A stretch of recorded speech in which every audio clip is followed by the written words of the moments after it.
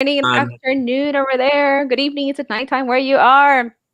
Welcome to another Disney Collectibles Sunday. We have Christian, which is half of McDorks, and then we have Travis from Stacey and Travis that is joining us today again Good as morning, everybody. well. Well, thank you so much for being here. Both of you. um, so, how is your Sunday going? Your holiday weekend going? Because for us here in the U.S., tomorrow is a holiday. It's Labor Day, right? Yeah.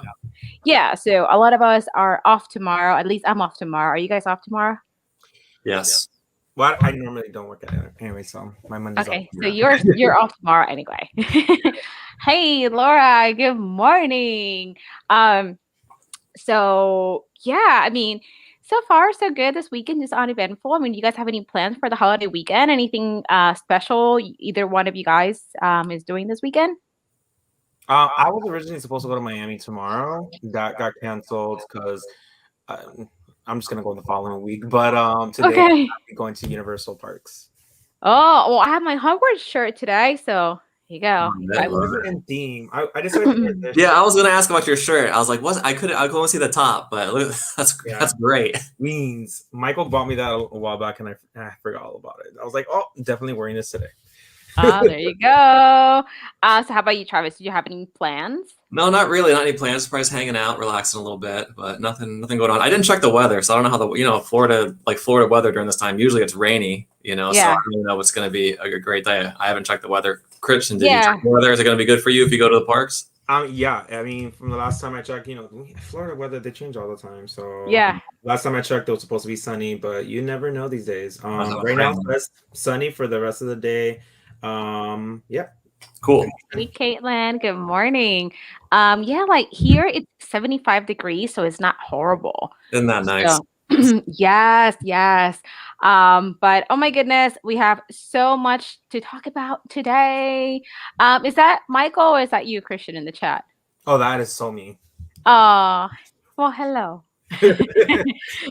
So I have a bunch to talk about. As you can see, I typically write everything on a piece of paper, so that way it keeps me a little bit organized, or as organized as possible.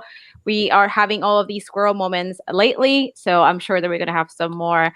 I know that Michael had been keeping track of them for the last few weeks, so we'll see how many. On me now? No, we'll just be like, oh, squirrel moment. Oh, you do have a notepad right there. I have like 3 of them right here. Okay. All right. So today we have a lot to talk about. We have Disney news. We have Harry Potter news. We have a lot of Disney pin news. We do have one Harry Potter pin news too. But so how about we get started with some of the pin news? As usual, Mondays is like a big day for releases over in Shop Disney. So this Monday was kind of light on the news over on Shop Disney. Actually, let me get the what I'm going to share ready, so that way I'm not just scrolling through my Instagram page. So maybe go ahead and hit share screen, which is these pins. It's kind of interesting. So these pins were released at the parks and on Shop Disney. These are the Magical Mystery Pin series pins. It's a series 18. It's a blind pack. Oh my gosh. So they come in these little, pouches right here. Each bag comes with one pin. So series 18, they've been doing these for a while. So these are like, I guess, socks. So very interesting fact is that on Shop Disney, they are $15.99. At the parks, they are $6.99. What is up with that? Yes. So when I first posted this on Monday, people were writing me on Instagram being like, what is this like a typo? They're like $7 over at the parks. And I'm like, I don't know. So I went on Shop Disney. I added them to my bag just to see if it was a glitch. And once I added them to my bag, like the price was going to be like, $7. Nope. $15.99. So I do not know what is up with that. Actually, Disney Pins blog, Ryan, he did like a little article on that too. Like, what is up with this? $16 online, $7 or $8 at the park. So it'll cost you double if you get it off the website. Hey, T, good morning. First of all, What do you guys think about the pin designs? And second, what do you guys think about the price difference? Hey, Heather, good morning. I'm not a big like fan of those kinds of different kinds of looking ones. Like this is socks, right? Socks and Yeah, they look like little socks. yeah, I'm not a big fan of those kinds of things, so I'm not going crazy for it. But they are cute. I will admit they are cute. But I don't understand. There's a lot of errors going on with Disney that I've seen. This is not the first time that something like this happens. But you know, their prices are going up. Maybe the stores at the parks didn't get the memo. Yeah, Kaylin says that's a crazy price, but the Pain and Panic socks are super cute, right? But I mean, $16 online when you can get them for half the price at the parks, a little crazy. What do you think about that, Travis? I mean, for the pins themselves, I mean, they're okay for me. Like, I don't think it's something that I would collect. The designs, I mean, it looks okay. It looks like it would be a $7 pin or $6 pin. Right. You know what I'm saying? It doesn't seem to me like, I don't know how big they are, but they don't look like they're really big to justify a $16 price tag. You know, usually that price goes with a regular park pin that you can get that's, you know, a decent size. So I'm surprised that it would be such a price difference like that. I would think that it would be the price that's at the parks. That's $7. That's what I feel like the price should be for this. Right. I mean, I haven't checked Shop Disney this morning. I don't know if they've changed it. Hey, Lauren, good morning. No, you're not late. Good morning. I don't really, I don't really care for the design. It's just not for me. This design looks like something that like a hidden Mickey type of pin. These pins look like they could be hidden Mickey pins. So these hidden Mickey pins you typically can get at the parks by trading with cast members. I know that once they are they have been released through like the oh my goodness, the cast member lanyards, they'll get released at the parks for you to buy them. But T says discount for going to Disney so you can buy the Genie Pass and not be upset about it. There you go. That makes total sense. But you know what? It's true. Like that whole Genie Pass thing, that's like a whole nother thing. It's funny because squirrel moment, first squirrel moment of the day. Dirk and I, my husband and I were talking about the Genie Pass, and I was like, well, you know, it's comparable to Universal, where you pay for the Express Pass. But the more we were like looking into it, the Express Pass over at Universal, even though it could be around like $90 on average per day, it's better than this because I mean when you get the Express Pass over at Universal, you're pretty much just walk on everything. There's what is it? Is it just Hagrid's that's not on the Express Pass, Christian? From what I saw, that one and Velocicoaster. Hey Tats, good morning. So I don't know what is up with the price difference. I don't know if this is just like a thing that Shop Disney is trying out, where it'll cost you more if you buy it through the website than if you were at the parks. Being that now it seems like Disney is moving into just like a shopping online experience if you're not at the park, since they are closing all of these like Disney stores through the US and I think Canada and so on. Second squirrel moment of the day, I went to my local Disney store yesterday. And it's crazy. Like they had all the signs saying like we're closing 25% off because we're closing. It was already pretty bare. There was not much there, nothing really nothing that I thought was worth buying. But that is pretty crazy. I think that I don't know if it's just like a trial to see if they're going to start selling park stuff online just a little more expensive, just almost like a pickup fee in a way.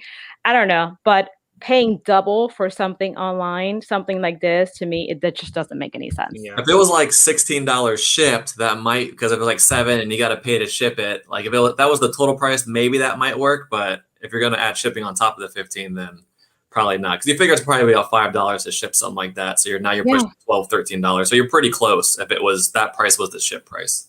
I think as well, the whole thing about with them closing their stores, I feel like them selling a lot of their merch, especially things that normally will sell in the parks, they saw that people were still buying and were probably buying more than they expected online. So they said, okay, we need to save money because the parks hasn't been open for a while. Now that parks are starting to roll out, people are starting going back to the parks and so on and so forth. But why are we gonna have stores available when they've been ordering online. So I think that's why they're closing all the stores. Yeah, I mean, not going only crazy online. I know I did. I bought a lot more than I expected this year. Yeah, me too. And when the parks were still closed and they were dropping the limited edition pins online, I was buying so much online. And still with like the different variations of like the pandemic out there and stuff, like I feel like people are kind of like going back to just mainly buying online. I know that third square moment of the day, I have been buying my groceries online,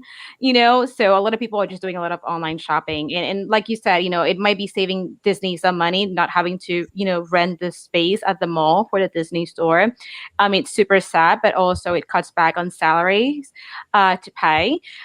So I can see why I guess they might be moving more towards like an online experience if you're not at the parks. But hopefully the difference in price, like with this example right here, is not something that is going to be the normal from now on. Definitely. It's a bummer that all these stores are closing, but I get it from like a business standpoint. But the other part of me is like, I wish they would just like maybe like close them just temporarily until maybe everything kind of gets back. Because there's always, going to a store and a Disney store at that, you always, I don't know, it's just something special, even if you're not at the park. So it's like, you're not going to get that feeling, or you know what I'm saying, or that nostalgia, or whatever type of feeling you get going to those types of stores. So it's like it's kind of a bummer on the other side too. Yeah. Hey, Lisa, good morning. Thanks so much for joining us. So yeah, we'll see what happens. So this is the first thing I wanted to mention. So also on Monday on Shop Disney, we also had this pin release. I feel this looks very familiar. I know they have a variation of this pin where it's just a Winter Soldier instead of Falcon. I feel like this pin looks very familiar already. I don't know if it was like a re-release, but it showed up as a new pin on Monday. $15.99 limited release. So here I can maybe justify paying $15.99. It's a bigger pin, it's limited release, but not on the other ones, because the other ones to me, they just kind of look like hidden Mickey pins. I'm not really crazy about this pin. I think that it is lenticular, which is cool, but like you can still barely see Falcon in there. It almost looks like he is like glitching there, like you don't have like a full image. I don't know, I'm definitely not for me, pass. But what do you guys think about this one? It's very, very like dark. Like you said, you can barely see him. I wouldn't want to get a pin like that, honestly. I can see the way it looks. Maybe in person it'll probably look a little bit more vivid, but I'm not a big fan of the line anyways, so it's kind of cool, especially the frame, but pass. What do you think, Travis? Same, pass for me. I mean, it's cool if you're like a Marvel collector and the Falcon and Winter Soldier, but the lenticular, like some of them can come out pretty good. I'm sure we're not seeing what the other side of that lenticular is, whatever it may be, but it's just the price definitely I think is justified, kind of like what you said, Melissa, with the $15.99. It's a limited release, but overall, it's not for me. Yeah, like Lauren's saying, he's saying that's my problem. It's that it's hard to see things. So something like this, I mean, even if you have 20/20 vision, it's kind of like, I mean, it's not so easy to appreciate the details. So I don't know, definitely not for me. Fourth squirrel moment of the morning or of the day. I feel like I'm counting them myself. I got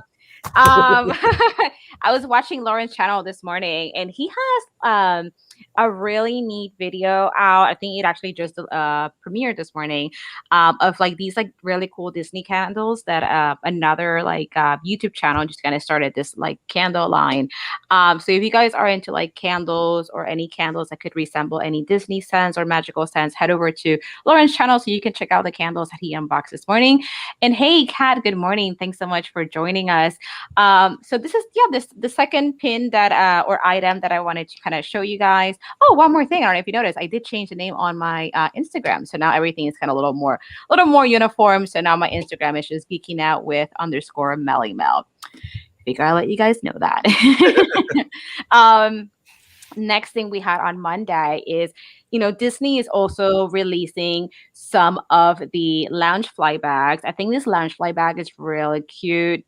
I don't think I would splurge on this one, being that I have my eyes set on other lounge fly bags that I would like to get. But I think it's really cool. I really like the purple wall, which is like the infamous or famous purple wall that you see on like a lot of like Instagram pictures and things like that. I think the backpack is really cute. $75. I really love how like the zipper right here has like a Mickey head like charm.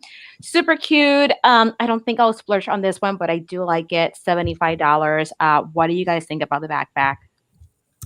It's cute. I'm not into it. I'm not a big purple fan, but I do like it. It kind of gives me more of a vibe like this. How do you call that? Spaceship Earth? No, is what it is? Probably. It was No, more well, like it's like to me. It's like the connecting the dots and the stars. oh, like a constellation. There you go, constellation. Wake up, Christian. I'm a fake fan, but Travis, where's the purple one? Is that an Epcot? Yeah, it's an Epcot. Yep. Oh my gosh. Okay. Whew. I'm not like a super fake fan, just like a little bit of a fake fan. Hey, Connie. Good morning. Thanks so much for joining us. Connie says, "Cute, but not for me." What do you think, Travis? Same. It's cute. Not for me. I mean, I think the design looks pretty good. I do like that charm that you're pointing out, like little Mickey charms, the little touches. I like the little touches there. Yes. Yes. $75 Loungefly. These bags are getting up there. All the new ones they're making, like some of them, I feel like I can kind of justify when they have like different elements on them, like different fabrics, and like the Ursula one with the Little Mermaid had like Ursula's hair. I don't know. It was more elaborate, so maybe I justify that price. This one seems very simple, which is fine, but $75, man, it's getting up there. Yeah. No, I know that Christian is a bit of a connoisseur of the Loungefly bag quality. Now, Christian, just based on the pictures and the price, you think this is one of like the higher end Loungefly bags? I know they typically tend to compare the ones released at Hot Topic versus the ones released at Box Lunch, and I know you have some a bit of a criteria to tell which is like a better quality. Do you think this is one of those where it's kind of like a better quality bag? It is a good quality. I'm just very interested on what the interior looks like. I want to see what stitching and what print they probably put inside. It's a very simple, it's very simple, but I think as well it goes hand in hand on the fandom. So based on people's fandom, and probably it is worth it to get this for $75. And it has the plaque in the front that says Disney Parks. So all those, especially, they tend to go up in price and value because they come exclusively only from the parks. Oh, you know what? I didn't even notice that it does say Disney Parks at the top. That is a really good point. Lawrence said that he refuses to support Instagram walls. And Kaylin did bring up a good point. She was saying that this is good for people who don't like the super designs, and it's not for her, but she can see people liking it, people that don't necessarily want a bag that screams Disney. So yeah, I can see how some people might want to get that just because of what she said. It's just like a subtle hint of Disney besides the whole Disney Parks logo on there. Now there's one more thing. Actually, there's a lot of stuff that dropped up on Monday, but these are just some of the things that I posted on my Instagram. Lisa says, I like the bag. It's cute. Is it a Loungefly? It doesn't look like one that looks too simple to be a Loungefly. So let me go back to that one. So it is Loungefly. So I don't know if you can see it here very well. Right underneath where it says Disney Parks, it does say Loungefly. I know that Loungefly, they have all kinds of different designs. Sometimes the designs are more like in your face, like this is a Disney bag or this is a Harry Potter bag, but this one is a little more simple, and this one is just to celebrate the purple wall, which is for a famous wall or like mural at Epcot that people like to take pictures in front of and then post them on Instagram. They call it like the Instagram purple wall. And let's see here.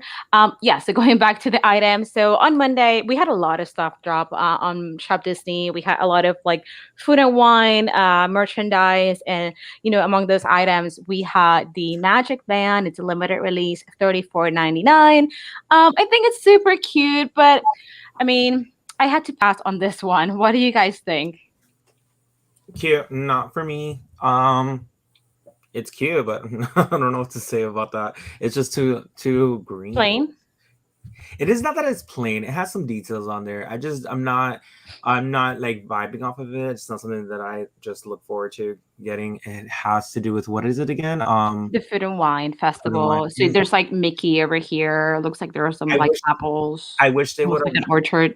Done it more based on the palette that they're doing for Food and Wine this year, like the orange, blue, purplish kind of colors instead of that green. It gives me more of like agriculture. Yeah, this to me just gives us more of like an apple apple picking day, basically. What do you think, Travis? Yeah, same. Not for me. I kind of agree with what Christian was saying. When I first saw this, I thought automatically, are they discounting a flower and garden festival magic band? That's the kind of vibe I got. I thought it was like a flower and garden. That is right. I didn't think about that. Right. With the green and Mickey there with his flower and garden. They're like gardening, and I see the apple. So I don't know. That's where I went right away. Yeah. I mean, it's cool, but just nothing that I would pick up. Yeah, Lisa says the magic band looks like a Yoda color green. Yeah, something like that. Yeah, I wasn't super crazy with the magic band either. So definitely not for me. So I wonder how popular this actually was at the parks or even through Shop Disney. Now moving on to some other pin news. I'm gonna stop sharing my screen real quick. So we've talked about, hello again. We talked about Disney Studios Store Hollywood and how they do these online pin releases. They are typically surprise pin releases. So on Tuesday, we had the first surprise pin release. And I said the first one because we had a second one in the week. And they announced them like an hour before, Travis? You get very little notice. Very little notice. Like last week they had the Stitch ones, right? Was it last week they had the Stitch surprise pin? Like the Hawaiian, yeah. Yeah, like as soon as I found out, I messaged Christian and Michael, and I'm like, hey! But by the time that I got in, they got in, or that by the time that even you got in, Travis, everything was sold out. It was all gone, which is typical. I was just surprised I even got in. So I was like, oh, I got in, but it was like it was too easy for me to get in. I was like, yeah, it's probably all gone, which it was. Yeah, especially because these pins tend to have they're really low edition sizes, and because these drops are so popular, so basically Disney Studios Store Hollywood, they have a Facebook page and they have an Instagram page where they announce their surprise pin releases, again, about like an hour before. And then for you to buy them, they'll drop a link for you to go to. Right. Now you have to have a Shop Disney account because the link is going to have you log on to your existing Shop Disney account. Hey, Michael. Good morning. Hey. So once you click in there and you're in the queue, so yeah, you basically are in like a virtual line, and because it's so popular, because anybody that has access to the internet can pretty much, join in, you could have number 5,000, and these pins could be a limited edition of 300. So a lot of the times by the time you actually get in, everything is sold out. But I always tell people to just basically stay in there, because you never know. Sometimes people's cards expire, because you have a certain amount of time to make a purchase, and sometimes there could still be some pins that are left over.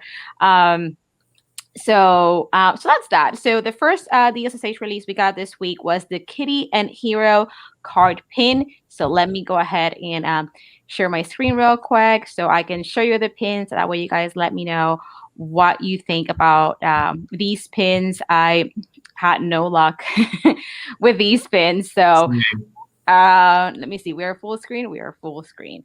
So these pins, we have Duchess from the Aristocats, Hercules. We have Judy Hopps from Zootopia, Toulouse from the Aristocats, Marie from the Aristocats. Again, it is the Kitty and Hero cards, which kind of random. I guess Judy Hopps would be maybe like the hero. And then we had a Stitch card. We had Berlioz from the Aristocats, Aladdin, and Thomas O'Malley from Aristocats. So very heavy on the Aristocats pins, and then we also had Hercules, Judy Hopps, Stitch, and Aladdin. I don't collect any of these characters, but I always try to get in to see what I can get, and maybe if I can help someone get it. But yeah, total epic fail for me. Let me start with you, Christian. What do you think about these Disney Studios Store Hollywood pin releases? We talk about them all the time, and what do you think about these specific pins? I'm not a huge fan of these sets, honestly. not that they're bad. It's just I try to be more very I guess picky or narrow down to what kind of style that I want to collect. These tend to not be something that I want to always get, but I have seen a few of them. I do like them. This one that they're coming out for the hero cards, it looks really cool. I do like the color choices that they did. But honestly, like you said, a lot of Aristocats. My only one that I really would want to get would be Stitch and maybe Hercules for Michael. But that Stitch is adorable. What do you think, Travis? Yeah, I mean, I don't personally collect these types of pins, like the cards, because they've done different card releases through Disney Soda Fountain in the past. So I've never collected any of them, but it's kind of like what you say. Like I always try to get in and see if I can possibly get some because, the majority of the time, Disney Soda Fountain pins are always good to trade. So, some people might be looking for these and you can use those to trade for other things. So, whenever there is a release like this, especially because they're so low, they're LE 400, it's a low limited edition. And they have some popular characters like the Aristocats characters can be pretty popular, like Marie and, other ones like that. And you have Stitch there, which is pretty popular, Hercules. So there's definitely some popular pins. Judy Hopps is popular too. So I try to look at it from that aspect too, even if it's not going to go in my personal collection, maybe something that I could trade in the future. I agree. I know that recently they had another card pin release. And I want to say it featured Gaston in one of them. I did not get lucky with that. Yeah. What's that? I'm trying to remember. Was it like a villains? Was it a villain cards? Maybe, because I know Gaston was one of the pins. I'm not super crazy about the card design, though. I think that, they are supposed to be cards, so there's only certain colors that you can kind of use for the designs. But to me, they are not super appealing. But of course, if I can get my hands on like a Beauty and the Beast card one or a Jessica Rabbit card pin, then sure, why not? But I'm not super crazy about like just the color palette they have to use for the card. I feel like it kind of takes away from like the character. But then again, it's just a series, so they have to look a certain way. Lauren says, I just want a couple of them, but I never pay attention. I could never get the pins. Connie says, fake fan, never seen Aristocats. Connie, I've only seen it once. And I wasn't really a fan. I know, don't hate me, guys. Don't hate me either. I don't think I've seen it. Well, I saw it, but I wasn't super into it. I couldn't get into it. I just, I don't know. I barely remember the movie. I only saw it once, and I remember kind of struggling to finish the movie because I wasn't super into it. Yeah, I just think the kittens are so cute. They are cute. So that's why I wanted to see the movie because, the Aristocats is so popular. People love the Aristocats merchandise, the pins, anything Aristocats. So that's why I wanted to see the movie. I don't remember much about the movie, but I do remember struggling to finish it because I just wasn't into it. Something similar happened to me with the Great Mouse Detective. Like I was struggling to finish it because it just, I don't know. It just wasn't really capturing my attention. So I don't remember much about the movie either. Kaylin says, I loved it as a kid. Haven't seen it as an adult. So Travis, you haven't seen Aristocats. How about you, Christian? Have you seen it? Yes, I used to actually be a huge fan of it. Now as an adult, when I did watch it, I wasn't a huge fan. I feel like it does use a lot of dark colors. It's not a typical Disney movie that's very vibrant and very crazy, but it was kind of more simple. I still do like it, but I feel like if you haven't watched it, I think that you just have to push through it because the music is very catchy. Yeah, I had to push through it, but I honestly don't remember. And it looks like same for Laura. And like I said, the same thing happened to me with the Great Mouse Detective. But I'm going to stop sharing my screen because I'm going to share a different screen, and it's going to make me stop sharing it's going to make me stop sharing my screen anyway. So on Wednesday, oh my gosh. So Wednesday, we finally got an update on the Disney online pin event. So it's Heroes versus Villains. The event is going to take place online on December the 4th, and registration is going to be actually this coming Wednesday, the 8th. You can join the virtual queue at 12, but it opens up at 1 o'clock. So I'm going to share my screen real quick so that we can see the cost associated with the event, what it includes. Let's see. I think this is the right one. Is this the right one? No, this is the catalog. Let me share the other screen. Hold on. Share, stop screen. Hello. Let me see if I can have the right one again. Share screen and media. I think it's this one here. Yeah. Okay. So, alrighty. This is the one. Yeah. So, digital pin experience package options. Again, the theme for the 2021 pin event is going to be heroes and villains. Oh, heroes versus villains and epic showdown. So basically, we have two packages. The legendary package is basically kind of like your general admission package. It's $99.99 per guest, which is it's crazy considering that this event is going to be solely online. The last pin event that I went to in Epcot back in 2019, I believe it was $150. Was that right, Travis? 150. Yep. Uh-huh. And then, when you go in person, there's so much it's so much cooler. I mean, you get all these free pins, you get a gift card, you get a chance to trade from special pin boards at the event, and you can get artist proof pins, Disney Studio Star Hollywood pins, very low edition pins. Like, it's such a fun event to go to in person. Last year is the first time that they do a virtual pin event, and I believe it's $50, right, Travis? Yeah. Yep. So now the general basically ticket is going to be $100. So it's going to include admission to the pin event on the 4th, which you can access through your computer, tablet, mobile device. Opportunity to participate in the RSP or random selection process to purchase event pins prior to December the 4th. Now, we had that last year too. So basically you have access to being able to purchase the pins from the event. So you're basically kind of paying to be able to buy stuff. Now you get opportunity to bid on pin design experiences, opportunity to preview upcoming pin releases. So last year, once you had access to the online pin event, you could see like all the flyers for the upcoming pins for, the following year and whatnot. You do get some free gifts. This time you're going to get a 3-piece pin set consisting of the Disney Heroes versus Villains pin holder. You get a Sorcerer Mickey slider pin and Chernobog slider pin. The value is $50. I'm assuming it's what we see right here. So that's your free gift that they value at $50. And the lanyard that they value at $20. So I don't know. I'm not super crazy about the design. You get video content. So that's what happened last year. Since you couldn't go in person, you get some like videos that you can like watch. And it almost makes you feel like you're just watching the panel in person, but it's really through like already a previously recorded video. And you can download some art to commemorate the event and guest interaction features. Last year, what that meant was that they had it was almost like a chat. It was like a messenger, but the messenger last year, I don't know if you agree with this, Travis, it was so weird to work because you could send someone a message, but you couldn't like reply. Like you had to send a new message each time you wanted to like contact someone through the messenger. Like let's say I saw that Travis was there because you have a list of the guests as long as you can select to have your name visible. So let's say I see Travis on the list and I message him, "Hey Travis, how are you liking the event?" He'll see the message, but he can't reply. He has to send me like a new message. Do you remember that last year? I didn't do the event last year.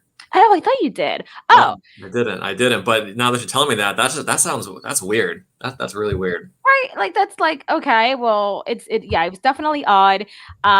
So anyway, so I'm assuming that's what they mean by this went away. Here we go. Guest interaction feature. So that's $100.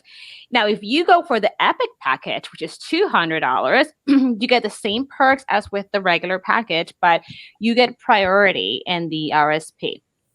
And then you get some additional limited edition commemorative gifts. You get a limited edition pin, which I'm thinking is this one right here, valued at $40. And you get 2 mystery pins, this is the little box right here. I don't know how I feel about that. I think, hey, Lisa, good morning. I don't know. I feel like it's very expensive this year. It's more expensive than the in-person events that we've had. I don't know. Last year, my husband and I, we both got tickets to the event. I think this year we're just going to go with one ticket. I find it a little unfair that I don't know, that there's if you pay an extra $100, you get priority to buy pins. So So you're telling me that I would have to spend $200 to be able to spend more money on pins. I don't know. It just seems a little expensive for a virtual pin event. What do you think, Travis? There's so much to unpack. All right, so we'll talk about the price and we'll go into the pins, I guess, a little bit later. But okay, yeah, I'm gonna show the catalog like right after for this. for the prices, I can't believe it went up $50. To be honest with you, I mean, I felt $49 last year. I feel like it was probably fair. Having this kind of event. We didn't know how many people were going to be allowed into the event last year, but I think when it was all said and done, it was probably around 4,000. So I think it will probably be around the same this year of how many people are going to be going in there. So more people can have access to it. But the difference between the legendary package and the epic package, the $100 difference, I don't think it's justified at all. Like that limited edition pin they say is valued at $40.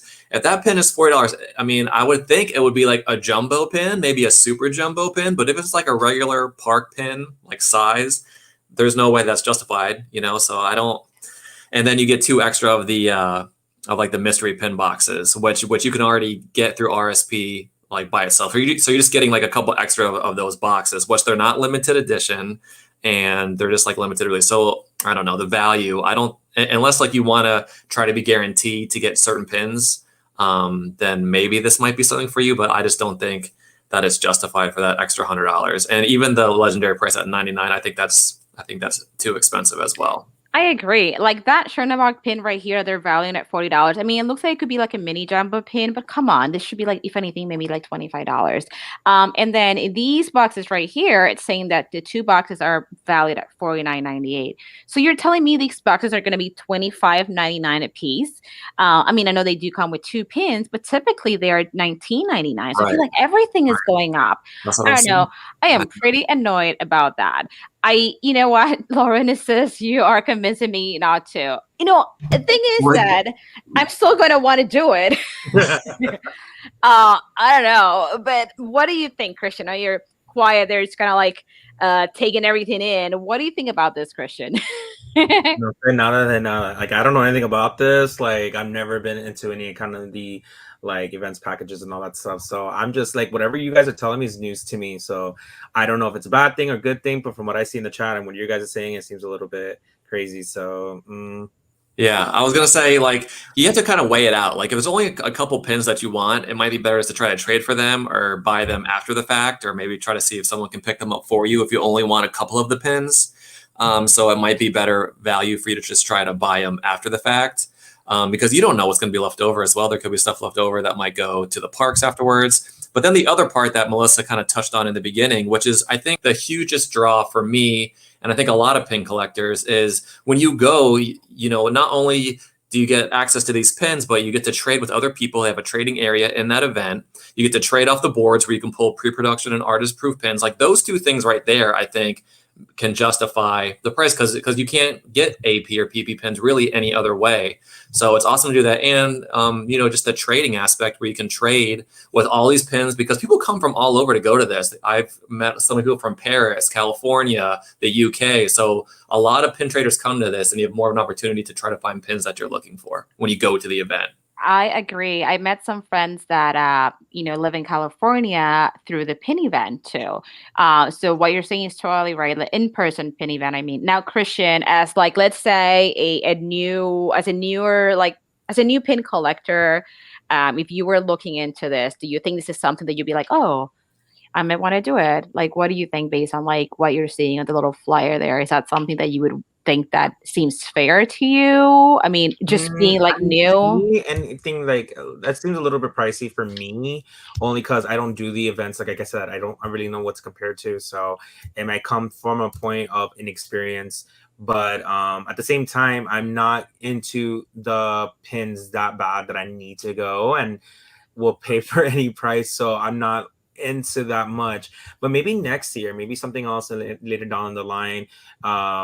I am interested in going to certain events because you guys are like, no, I'm a Disney fan. I'm not a huge fan comparing to a lot of people who have been going to a lot of the events like you guys or a lot of different like I haven't even gone to the food, like wine and food or food and wine. Sorry, food and wine festival, and everybody keeps talking about it. Somebody, you need to go. Yeah, you gotta go. Live in Florida and you haven't gone, and I'm like, I mean, yeah, I have not gone, but I will be going soon. So, but Yay. the pin event, all this, I don't know.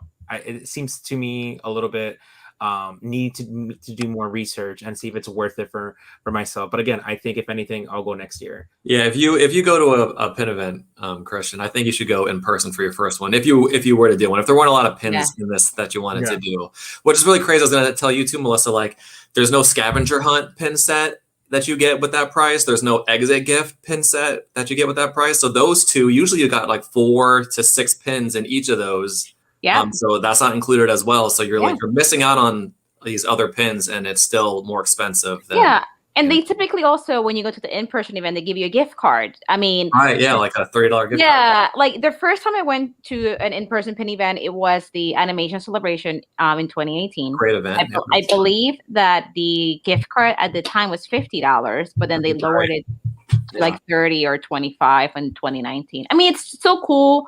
You get a little gift card. You can use it to buy, I don't know, anything else you want there. But I don't know. So I wasn't super happy about the prices. Now let's take a quick look. And hey, Sheree, Michael is at work. He popped in earlier to say hello. But let me show you the catalog. This Travis and I were talking about the pins. So the catalog kind of gives you an idea of what is going to be available for the pin event, right? And this is basically why you are paying for a ticket, to be able to buy these pins. Okay. Right. So based on this, you're going to get Disney, Star Wars, Marvel pins. So it's a lot of pins. I'm just going to try to scroll through them real quick. But I was so disappointed. I don't know. I'm not into these pins as much as I would like to. So the first pin we have, so they kind of divide them in like series. So for the action figure series, you're going to get Chip and Dale Rescue Rangers. Only $1,029.99. Features it's 2 pins on a card. You're gonna get Tails pin. So you have Baloo and I can't read the other name. Dawn something. Dawn Carnage. There you go. So also $29.99. These are limited edition of 1,000. The third pin in the action figure series features Darkwing Dog. Now, I don't collect Darkwing Dog or Tailspin, but Dirk likes them, so we might try to go for those just because he likes those characters. My friend Natalie also loves Darkwing Dog, so she's going to try to probably get these. So those are the action figure series. So just to stop right there, Travis and Christian, what do you guys think about the action figure series from the pin event? I'm not a huge fan of it. Travis, what about you? I love them Totally the opposite. because I'm a Disney afternoon collector, so just seeing pins like that, like the Darkwing Duck and Megavolt and the Tailspin. I used to love Tailspin. I want to be like Cloud Kicker surfing the clouds with my little thing behind the plane. Thought that was really cool. And Chip and Dale Rescue Rangers is great too. And it's cool to see a pin with Gadget because you don't really see Gadget that much. So it's cool to have her in that. So those 3 I would definitely be interested in. They're a little up there. Well, I guess it's 2 pins. It's $30 for 2 pins. So I guess that's okay. But limited edition of 1,000, so not too bad. But the other part of me that kind of like, I don't know if it bums me out or not, is there's, it's going to be surrounded by plastic. So you really can't like put these in your pin book per se, because they're inside of that, like encapsulated in that plastic. So you just got to kind of keep it in that container if you want it to be complete like that. Right. Or if you open it up, then it's like not new anymore, and they're just gonna, so I don't know how I feel about that. Now, if you think about it, they already had an action figure release earlier this year. Right. They had the Roger Rabbit run. Yeah, that looked like that. Mushu run. I think Mushu was there too. Yeah. Yeah, so that is pretty interesting. Lauren says, "I need all of these now. Maybe I'll do it." Hey, Crystal. Good morning. They're cute, but I'm just not a big fan of these lines. I grew up watching a lot of these cartoons, but not a big fan of Darkwing Duck and even like the Jungle Book. Like, yeah. I don't know. I mean, I think they're cute, not for me, but I mean, Tailspin and Darkwing Duck, we're going to have to go for them because Dirk does like them. It's Dirk and I, yes. Right? I feel like you and Dirk would probably be like best friends, Travis, right? Because you guys like so much of the same stuff, like Ghostbusters and Back to the Future, and then all these Disney afternoon cartoons. Now, the next series of pins that you can find at the pin event is going to be the comic book cover series. Correct me if I'm wrong, Travis, but I think it's the first time that they introduced Marvel to a pin event. I believe so. I think you're right. So the first pin from this series is going to be the Avengers. It's the comic book series action covers featuring Captain America and the Avengers comes complete with protective sleeve. That is kind of cool, though. Limited edition of 750. It's a mini jumbo pin, $29.99. And then the next one in the comic book cover series, you have Big Hero 6. It's funny too because here I'm going to scroll back up real quick. It has the Marvel logo, and then this one is a comic book cover series. It says Disney, so that's why there you have Big Hero 6, also set limited edition of $750, $30. Now you have the Star Wars logo here. Also from the comic book series or cover series, this is Bounty Hunters, $30. So there's another one in the comic books cover series. This one right here features cars, same $30. I guess they have, more of these comic book series pins. You have Frozone, also $30. Let me see. Is this the last one? No, we have also the Infinity Gauntlet, another Marvel pin. I think this is actually a pretty neat cover, actually. $30 for that one. You also have within the comic book cover series Hades.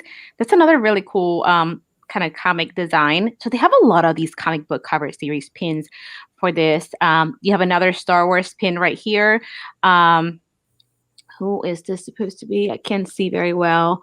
But it has Darth Vader in the back with Luke Skywalker in the front. Thank you. To me, everything was kind of blending in. So that's the last one of the comic book cover series. I'm going through them pretty fast just because excuse me. We have so many pins in this catalog. I think we have like 40 some pins. And oh my God, that Avengers pin, right? Lisa, how much does the pins usually cost? So these pins specifically are for this Heroes versus Villains and Epic Showdown online pin event that is going to take place December the 4th. This Wednesday, September the 8th at 12 p.m. Eastern. The virtual queue is going to open, or actually you can actually start lining up virtually to try to purchase tickets for this event. It's actually going to open up at 1:00 for you to purchase tickets. There are 2 tickets you can get. The regular admission one, I guess, is $100. If you want to go with one that's a little more has some more perks, would be $200. So those tickets are going to allow you to be able to purchase these pins. Now, these specific pins all in the catalog have their individual prices. Like the ones that we're seeing right now, those comic book cover series pins are $30. Sorry, squirrel woman. But I'm going to kind of like pass it to you guys. Christian, Michael, what do you think about the comic book series pins? Well, Michael's not here, but oh my goodness, Christian and Travis. That's what I meant to say. Oh my God. No, I am in love with the comic book covers. I think each one was very cool. I really, really, really, really want the Marvel ones. They look so cool, especially the Gauntlet. But I'm gonna get my mind off of that. Need to be more. Lawrence says he'll be broke by the end of the year. Travis, what do you think about the comic book series? All right, Christian. See, I'm on the opposite. Like, I think they're okay, but I'm not really that impressed with it. Like, I mean, it's cool, I guess, a little bit of I don't know. They're just like, I've seen so many poster like type pins that they've done before. I know this is a comic book series, but I get like that poster kind of vibe from it. I mean, they're I don't know. It's like heavily on Star Wars and Marvel. So I guess if you're like Star Wars or Marvel collector, this will probably appeal more towards you. But for me, I mean, I don't know. It's just okay for me. Yeah, I mean, I think it's cool. They are incorporating Marvel and Star Wars more into these pin events because typically it's more of like just Disney, like classic movies and Pixar. But yeah, I don't think we would be ordering any of those comic book pins if we can get tickets. You'll get tickets. I hope so, because last year the virtual pin event sold out same day. I don't know if it's within the hour, but it sold out pretty quick too. This year is going to be more expensive, so I don't know. Mm-hmm. Now, the next series of these pins, we have their individual pins. This is the 2020 Guest Inspired pin. It says pin design in collaboration with 2020 Disney Pin celebration auction lot winner featuring Hercules, Milan, and Walt Disney. So that is a pretty interesting looking pin. It's a mini jumbo pin.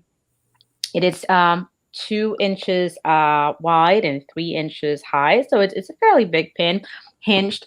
It's cool they have like Walt here, or or it's supposed to represent Walt right here. It's kind of tiny. And you have Hercules and Mulan.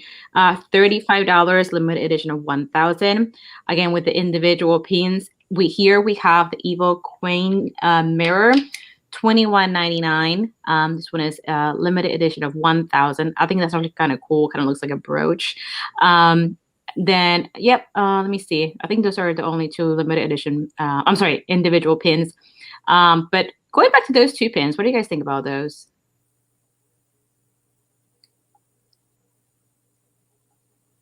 Did I lose you guys? No, I'm here. Okay. On the guest inspired pin, I don't know. Every year that they have the guest inspired pin, I always think like in my mind, like people who usually win that auction lot are pin collectors. So I just think they're going to come out with like some kind of crazy, amazing design. Now, I don't know what their limitations are when they're working with the artist to design a pin, but I mean, this pin, I don't know. It's okay. Like it's cool that it has the hinged effect, but I'm not really sure. Like, I don't know what like not like what they're trying to say, but like what the motivation or whatever was, I guess. I'm not really sure, but I mean, it's just okay. I don't think it's something that I would be picking up. I do like the Evil Queen mirror. I think that that's pretty cool. I think that's my favorite pin. Well, the Disney Afternoon are my favorite ones, but I do really like this one as well, this Evil Queen. So I do like that mirror pin. What do you think, Christian, about the Evil Queen pin and the other hinge pin? Maybe he's gone. Oh, he is gone. I just saw him. Never mind. Oh. We'll go back to Christian. I noticed that he like stepped away momentarily, but we have so many pins, so I'm going to try to like scroll past these real quick. So here we have the multiplane series. We have Black Panther. I think it's actually a pretty neat design. It's a 3-layer pin on pin design. So that is pretty cool. So for a Black Panther collector, I think this is like a must-have. Limited edition of 1,000, $21.99. That's really cool. Another one of the multiplane series. You have DuckTales. I know Dirk is definitely going to go for this because he loves DuckTales. Then we also have Hercules, which I think that's really a pretty cool design too. All these limited edition of 1,000, $21.99. Continuing with the multiplane series, you have The Incredibles. I haven't seen the Incredibles movie. I know I'm a big fan, but it just doesn't really appeal to me. I know. I know. I need to watch it, but yeah, I haven't. The Rescuers is another one that most likely Dirk would probably want to get. That's another one of the multiplane series. These are a 3-layer pin on pin design. So I think that's a really nice, design for a pin. And then continuing with the multiplane series, you have Wreck-It Ralph. I only saw Wreck-It Ralph like breaks the internet. I haven't seen the original. I think it's a cool pin though, even though I don't collect it. And then we continue with the recruitment poster series. Here we have Baloo, and then the Beast. Of course, so far this is the only pin that I'm like, yay, a pin for me. None of the other pins have screamed like, Melissa, you need to get this. So Lisa is saying, DuckTales are such cute characters. Love them. Yes, they are absolutely adorable. And continuing with the recruitment poster pins, we have Captain America. And then we also have Captain Marvel, which is pretty interesting that they included her with for the pin event. We also have Star Wars First Order. I think it's a pretty neat concept for the recruitment posters. And then we also have Gaston, another pin that I want to get. And we also have Princess Leia, which I think is also another like cool design for our recruitment poster that represents Star Wars. You also have Loki. I think that's a really cool design too for Loki. Continuing with the recruitment poster pins, you have Mike Wazowski. I don't collect Monsters Inc. or anything. I think it's that's a funny looking pin right there. We have Mr. Incredible for the recruitment posters as well. Now all of these pins are $20. I don't think it's bad, or it seems like they're all about in between $22 to $20 or $20 to $22. Here we have Randall. Let's see. These recruitment poster series, they have a lot. Here we have Join the Resistance. That's a really cool pin also to put within the recruitment posters. Join the Resistance. Here we have Shere Khan 2. And oh my goodness, they have so many of these pins. We have the Stormtrooper recruitment poster pin. That was $20 as well. We have, is this Hades? No, Syndrome. Is that from like The Incredibles? Yes, the part 1. Oh, okay. So there you go. So we have that one too. We have the Infinity Gauntlet, also part of the recruitment poster series. Again, they seem to have a lot. Continued on next page. All right, thank you. Let me see. Does it let? Okay. So we're going to like a whole different kind of pins right there. But from what we've seen so far up to this point, the recruitment pins, is there like a pin so far that you guys are like, oh my goodness, I would want to get this one? I'm liking most of the Marvel ones. That's the ones I'm kind of wanting. What about you, Travis? I don't know. The poster one, I don't know. I don't really care for the poster series. There's a lot of them, so DuckTales? I think it's really geared towards the like the Marvel and Star Wars. Well, the DuckTales was the pin on one. Yeah, pin on pin. So on those ones, I think those could be really cool because at the bottom it does say that they're stained glass. Yeah, so, I did see that. So if it's pin on pin, and if it really is stained glass behind there, I think those pins could be really, really pretty. I don't know if the pictures are really going to do it justice unless you hold it up to the light. So those could be really cool. But the DuckTales one, I do like on there, and there's a couple other ones that I think would look really nice if it really is stained glass on that back panel. I think Rescuers was in that lineup too, right? And the pin on pin design. Yeah. Yeah, I think we would probably be going for those Rescuers, DuckTales, and the recruitment posters, definitely Beast and Gaston for sure. Hey, Nathan, good morning. Thanks so much for joining us. So we're almost done with that catalog. I'm trying to scroll past them real quick because we had a lot. There was a lot of posters, though. There was a lot. There was. Now, this is really cute. How to Be a Hero or Villain series. The Great Mouse Detective. I don't collect The Great Mouse Detective, but Dirk likes it. So, I don't know, it's a little pricey, $50.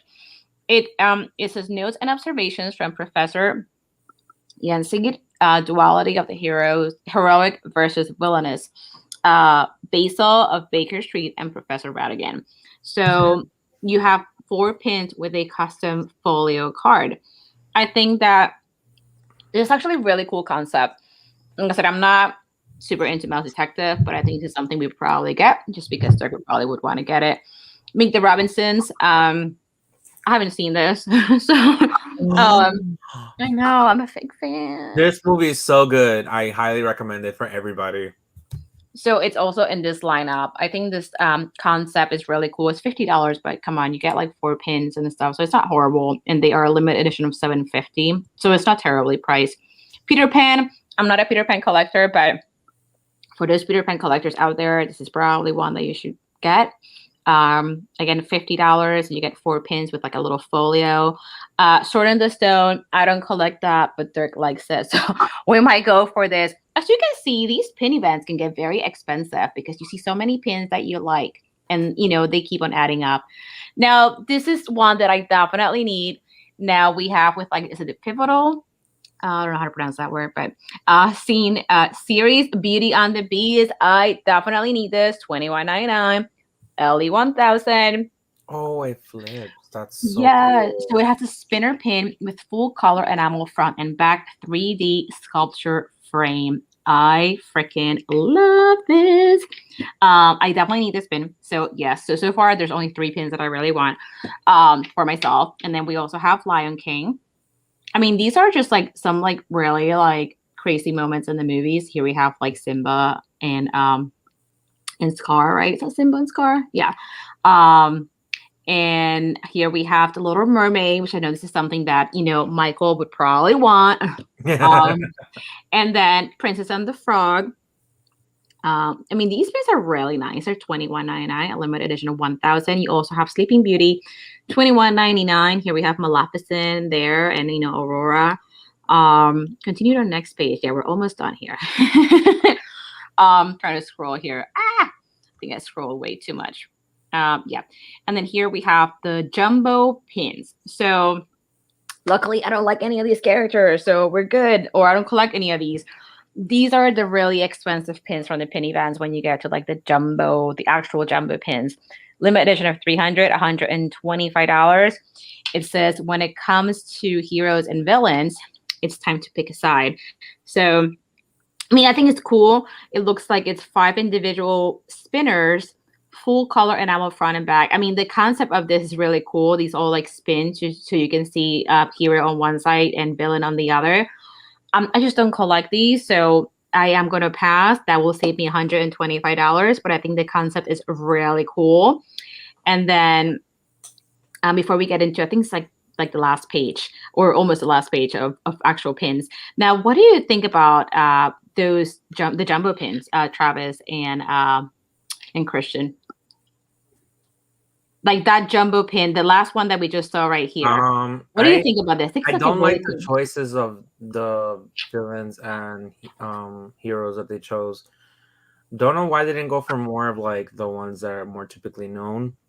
I feel like these are like more I don't want to say the underdog, like not the bad movies or anything like that. Just they're not very well known. I don't feel like everybody's a big, huge fan of every single of these movies of the characters they chose from. But it is a cool concept. I do like it. It kind of reminds me a little bit more of like a license plate. Oh, it does. So I guess if these were celebrities, this would be like the B celebrities, like letter B. Correct. Like I would totally agree with 101 Dalmatians, Cruella and the puppies, and probably even Rapunzel too. Rapunzel. Maybe Rapunzel, or not Rapunzel to leave Tiana. That's fine.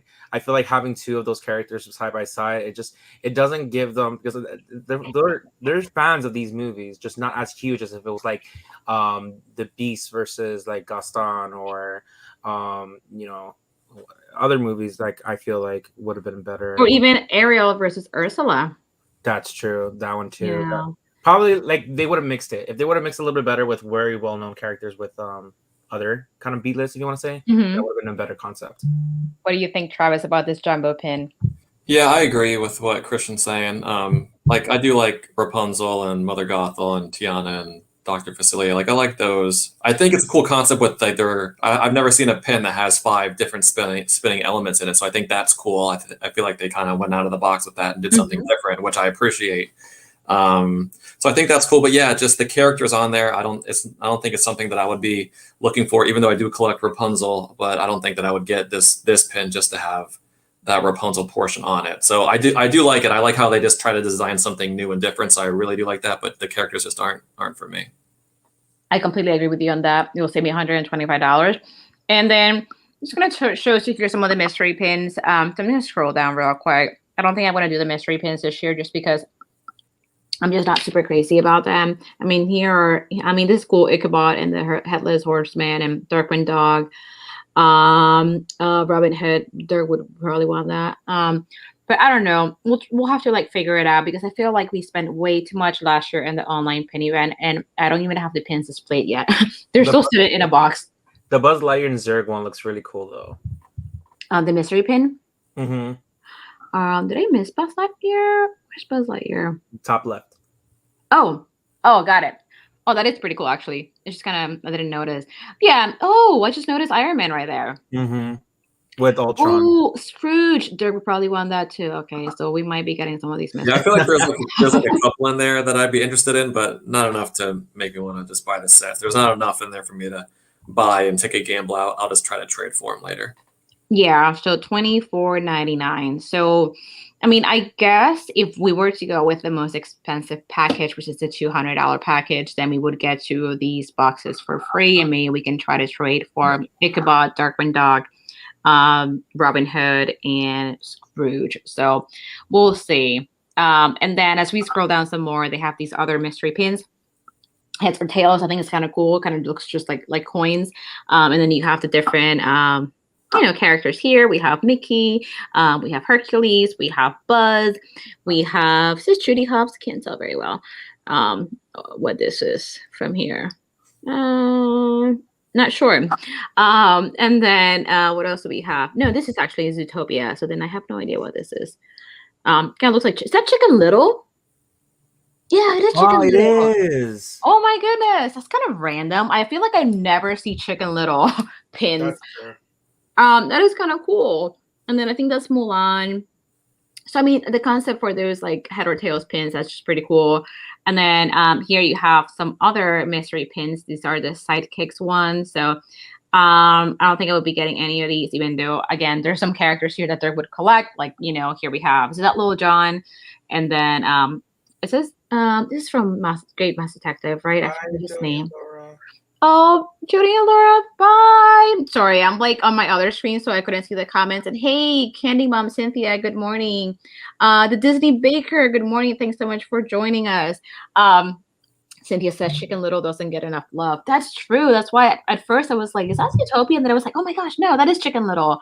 I did watch that movie a while ago, but I don't remember much of it. I know that Zach Braff voiced Chicken Little, but that's all I remember. Now we have one of the box sets. This is $100.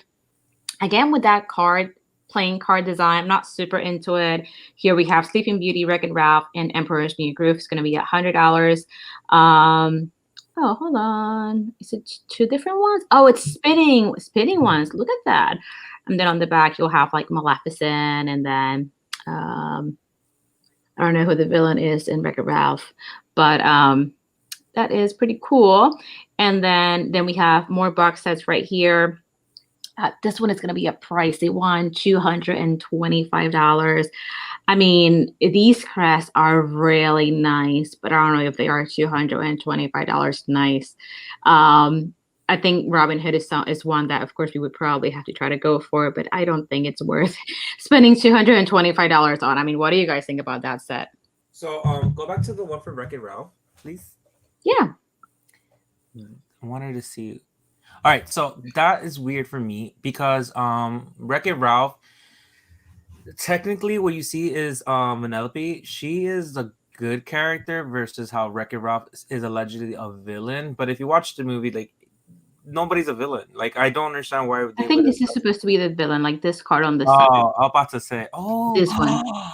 Okay, now I see who it is. Yeah, it's the King. King Candy. Yeah, there you go. The Disney Baker. He said $225. I am in. I do like the Cusco one. They're very cool, and I do like the crest that they have here. They're very, very unique pieces. I do like them. Again, I'm not gonna go crazy for that. If I were to even go to be part of this, I don't think I would go crazy for them. But I do think that they do look cool for those who are interested in it. I think the Cruella one too, especially. I think these should have been individual pins because I don't know. I wouldn't want to spend that kind of money for if I only wanted, let's say, Robin Hood, and not for me just because Third collects it, or you know what I mean. Like, I think if it was more for like a pin set, like you said, like I think that individual would have been good. If it was to be the set, I think they should have done more of the royalty princess kinds of ones, because I think that anybody who want to collect a set such as like this one, I think the princess is like the go-to of like being accepting of getting them all, instead of getting these random pieces of different kinds of movies. They don't really correlate with each other. Yeah, I mean, here you have like Cinderella, and here you have like 101 Dalmatians or Cruella, and here you have like Ratcliffe from like Pocahontas. This is Atlantis. Yeah, this is Atlantis right there. Mulan. I don't know. I feel like they went with like random movies to put together in like a box set. I do like the crest though. I just think it's a lot. Another one of the box sets is $275. This is like super expensive. These are sculpted like busts. It's funny because they also kind of looks like chess pieces. Yeah. And of course, from this, I would just want Beast and Gaston, but there's no way I would want to spend $275 for this. No way, Jose. That is way too much money for just two pins that I would want out of that. Another one of the box sets is $115, limited edition of 500. It's a really neat concept of, the villain and the hero, but luckily nothing that I collect, so I wouldn't go for that. Another box set is $200 and a limited edition of $250, $175. I think these are really cool, and there is a Gaston pin in there, but I don't love it enough to spend $175 just because I want one pin from the set. I do think the concept is really neat, but I mean, there are so many other pins that we would probably want to get that I just don't see myself getting this. I would just go broke, like Lauren said earlier. What do you guys think? That's the very last one. What do you guys think? I think that last one right here looks cool. Again, would not spend that much money for a set. I would not get any of these. But if they were individual, I think that I would go for the Ursula one. I think that's a very nice looking one. The Disney Baker says that's 15 Starbucks coffees. I think that's one of the other box sets that he was talking about. Like, but yeah, I mean, I don't know. What do you think about this, Travis? About this last set? The last set, I mean, I think it's pretty cool. It kind of reminds me of the Castle series that's already out. You know, Yeah. you open it up, so it's kind of like that Castle series. So I do like them. I don't know. I feel like I wish they would have went with something a little different than something that looks familiar to that. But I like where they were going with it. I think the Maleficent one looks really cool, and Ursula and the Gaston one looks pretty cool too. But $175. That's a little up there for me. Just for I agree. But I do like the concept or the idea around it. Yeah, I definitely agree. So I know we're going to spend a lot of time talking about the pin event and stuff, but I just wanted to show you guys the catalog so you can kind of have an idea of what you're paying for when you do this online pin event. You have to pay to purchase these pins, basically. I don't know. I'm not super crazy about the pins. I don't know. I'm with you. That's how I feel. I feel like they had such an amazing opportunity to really do something with the theme, like heroes and villains. You can do so many different things with that concept. Yeah. I just feel like a lot of the pins, they were just underwhelming. I feel like a lot of them just looked really similar, like the poster ones, even the pin on pin with the stained glass, like they're all box shaped. The comic book ones, like all like the whole, there was like what, 25 pins within that. They all look pretty similar. Like there wasn't a big distinguishment between that. So I wish they would have like just done something different.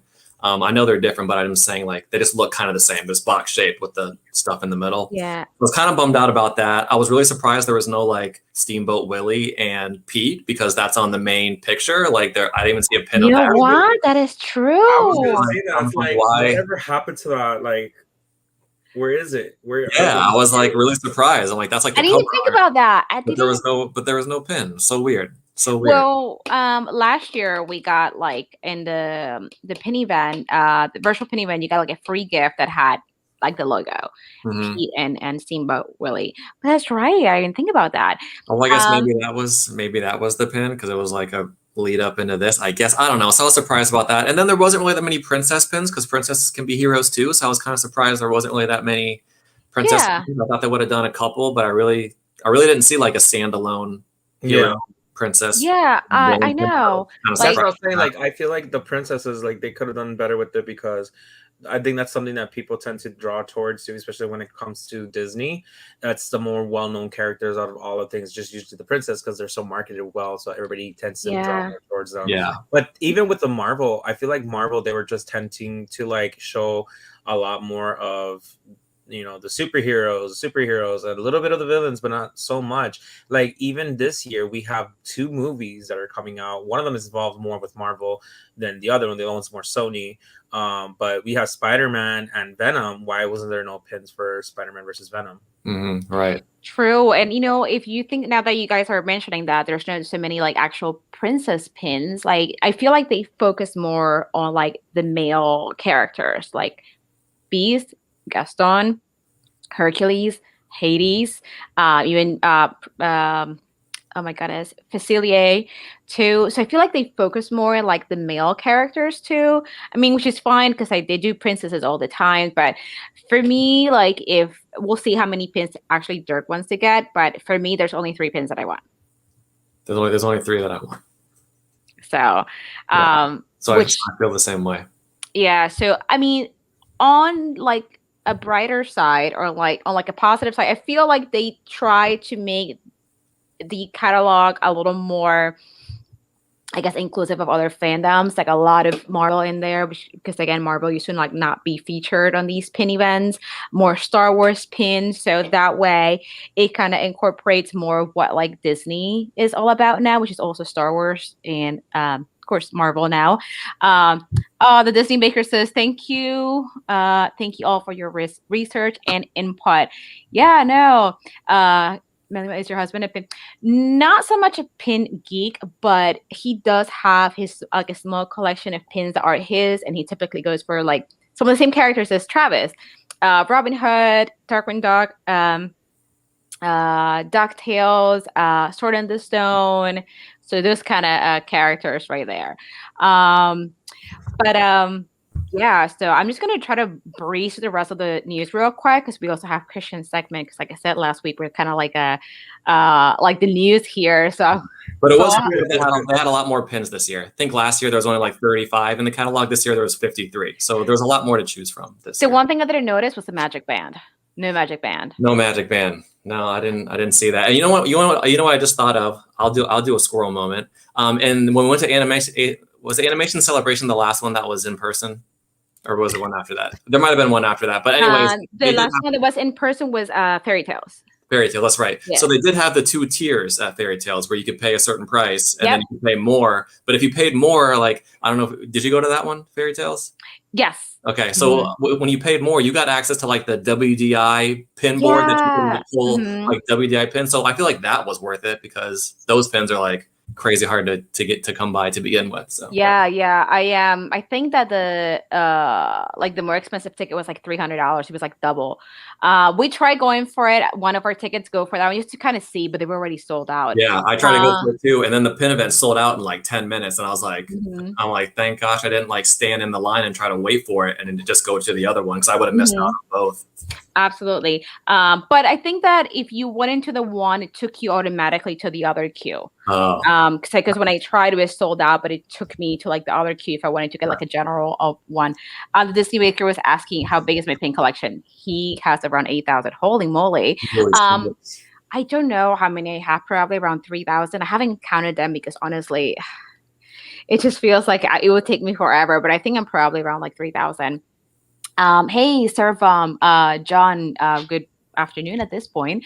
Thanks so much for joining us. But yeah, let me go back to some of the other news real quick because we have Christian segment. If not, we'll be here all day because we did have a lot to talk about today. But I definitely wanted to show those pins and talk about the pin event because those were like big pin news this week. Now, kind of going over to Harry Potter real quick. On Wednesday, that was September 1st, Back to Hogwarts Day. So we had a Back to Hogwarts 2021 pin release over at the Harry Potter shop.com. It was right now these pins are coming from the UK, so the prices are in British pounds. It was £11.95. So I definitely went for this because I wanted to get that. What do you guys think about this one? I like it. It's really cool. Not getting any of the fan club pins yet. And I'm waiting for something to actually yell at me to like, you need to have this pin. But I do like the pin. This pin does look really, really cool and very simple. And of course, you know, the Hogwarts Express is very the iconic, I guess, look for Harry Potter. So back to Hogwarts, I think it's perfect. I think it's cool that they put the date on it. I know Travis is not super crazy about dated pins, but I think it's cool. What do you think? What do you think about that, Travis? I mean, I think the pin's cute. I don't know, the 2021 and this pin, like I don't really mind it. I don't know why, but maybe when it comes to Disney pins, I mind it more. I don't know, but I think it's cute. Hogwarts Express, love that, and part of the fan club. So I think it's a cute pin. I absolutely agree with you on that. Now, sorry, I'm eating a snack real quick. So you probably hear me like eating on the back. So also on Wednesday, we finally had the Loungefly pin flyer. Now, for September, they're going to change things a little bit. So all of these pins are still going to be mini jumbo pins. They are about 3 inches, and they're all LE1000, but they're still going to drop on Tuesdays. However, they're not going to let you know which pin is going to come out which Tuesday. So now you're going to have to follow Loungefly on Instagram if you were not already following them. And every Monday in their Insta stories, they're going to let you know which pin is the one that's going to drop on Tuesday. I don't collect any of these characters, but I know that Christian and Michael collect Stitch, so they're probably going for Vampire Stitch. But what do you guys think about these pins, and what do you guys think about that that change that Loungefly just did as far as when they're dropping? I'm not a big fan of this promo flyer or however you want to call it. I feel like the other ones were a lot more I I guess, interesting. This one just looks too simple. It looks very washed out. I know it's about the freaking promo, but I like literally love when packaging or even like promotion, advertisement, any of those things, I feel like it all comes with the experience. And I'm just looking at this and I just don't like how washed out this promo looks. It just doesn't make me want to buy it. But moving forward, I do like the Stitch one and the Little Mermaid. The Little Mermaid is based off on the artwork that came out with that launch flight bag of the Little Mermaid. It was on the back. Remember the part that had it in the on the back of it where the straps are at, and we're like, why would they add a feature on the back? That yeah, I think I remember that. I believe that was on that side where the straps are at. I also think that the whole little surprising drops is just their way of trying to bring back the hype of people wanting to get the pins, instead of just decreasing the size of their limited editions back down to 500 or at least 600 or 700 like they used to.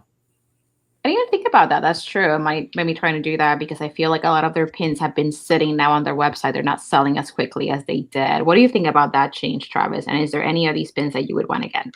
Like, I don't know. I don't really care for any of these pins. I think the Stitch one's cute. I do collect Little Mermaid, but I'm not a big fan of like this color type style. So I'm not really too like thrilled about it. The Snow White one looks cute, but I don't know. I'm just not too into these week, this, week coming up or this month. But kind of like what Christian was saying, like, I would prefer them to go down in edition size personally. If they're not selling or they're having a hard time selling them, I would prefer them to go down. It's going to create more of a want that people would want to get them versus the 1,000. Because ultimately, I would feel like they want to sell the pins.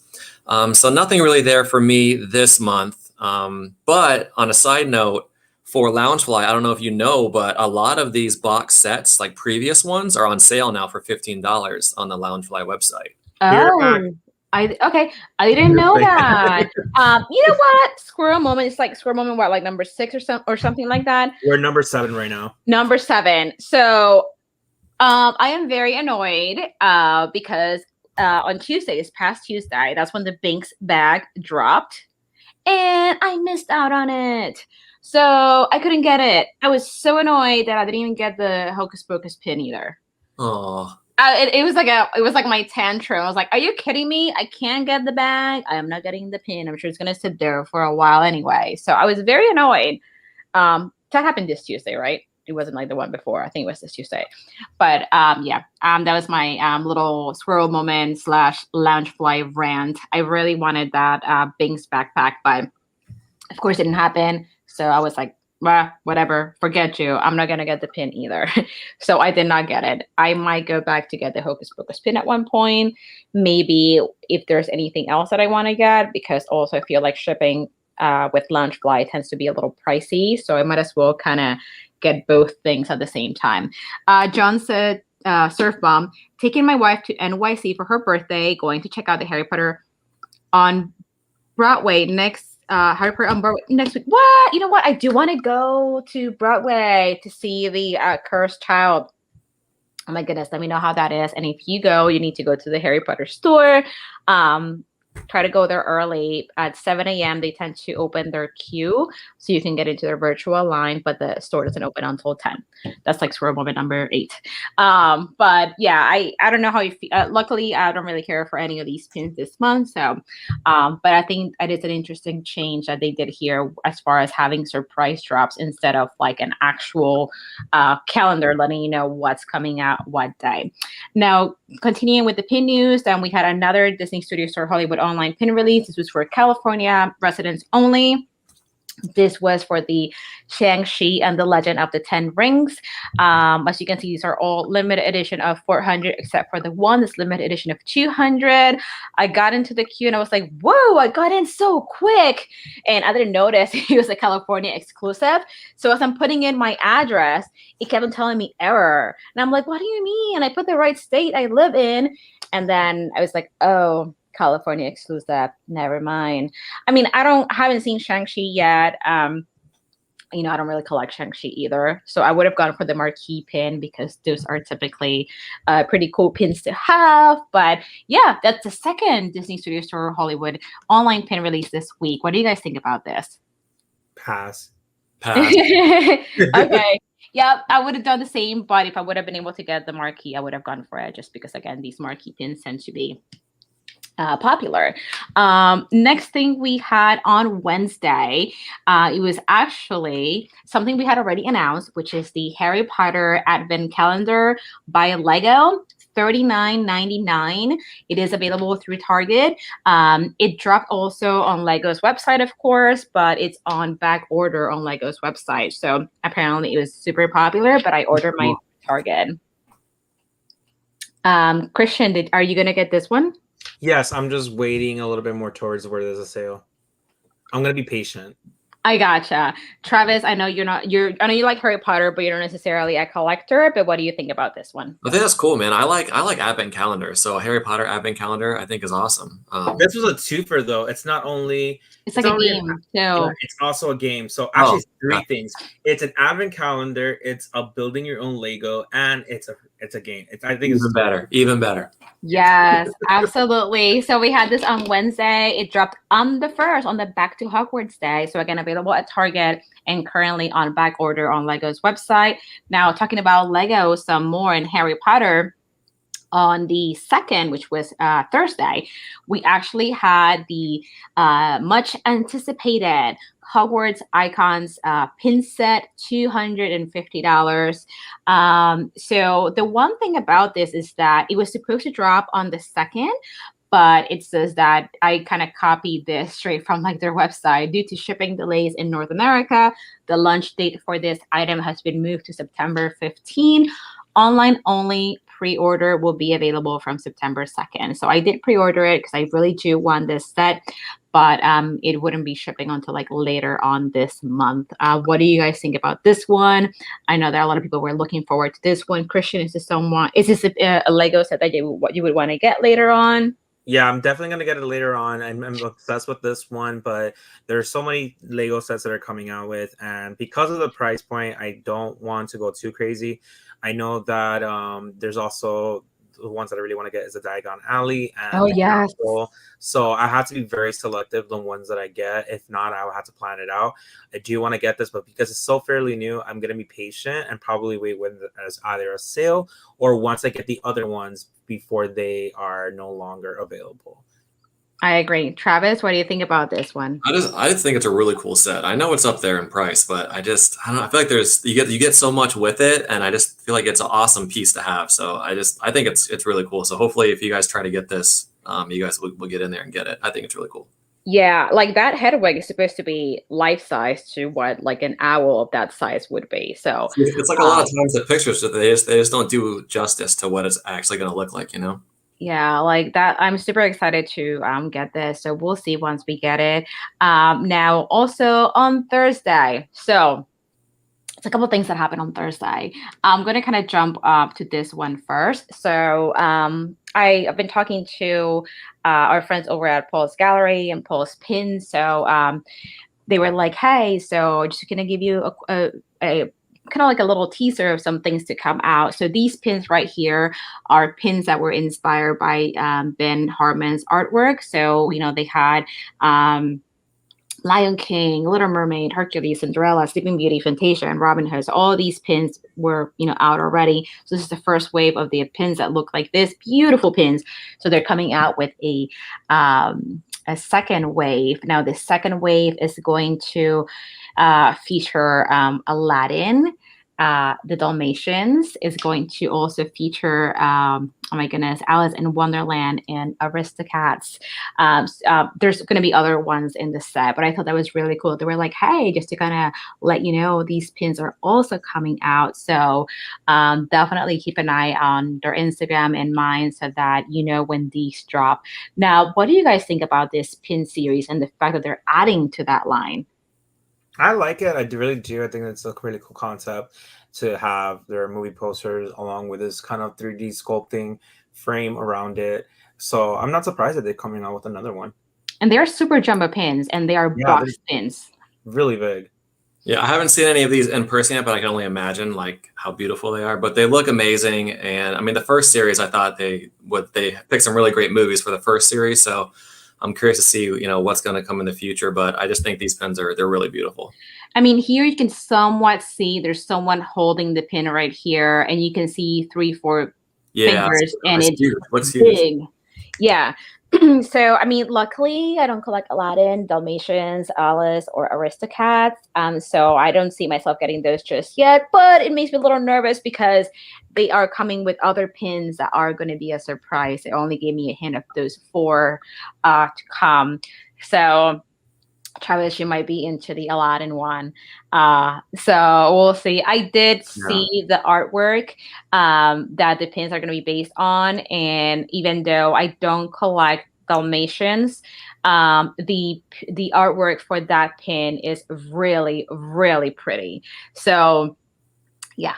We'll see what else Artland comes out with, but I thought it was really neat that they were like, hey, just to let you know, these pins are also coming out. So I'm curious to see the pins when they actually drop. These are probably going to be a little pricier pins because they're bigger, they're limited edition, and they are boxed pins. But super cool to know that they are coming out with more pins for that series. Now, we're going to get into a bit of like a not a controversial topic, but something that has caused a bit of an uproar this past week. So if you are a Wishables collector, I want to know what you think. So typically Wishables drop the first Wednesday of the month, and they drop online. But this past week, we had the release a day late. It was Thursday. Also, Laura, if you are still around, I usually have to leave earlier, but Laura actually got me the pictures for this. So they drop on Thursday, and park only. No more online Wishables releases. I don't know if it's going to be like an ongoing thing, but for this month, no online release. It went straight to the park. It was on Thursday. Wishables are no longer $9.99. They're $12.99. And not only that, but when you buy them in person, there's a limit of 2 bags per person. Also, the completer Wishable, I believe, featured the Headless Horseman, and it's completely sold out, at least as of last week. So a lot of people were like upset about this. Luckily, like I said, I don't really collect Wishables. I do have the Beauty and the Beast Wishables, but I can see how Wishable collectors and Villains collectors are probably really upset about this, especially if you don't live close to the parks.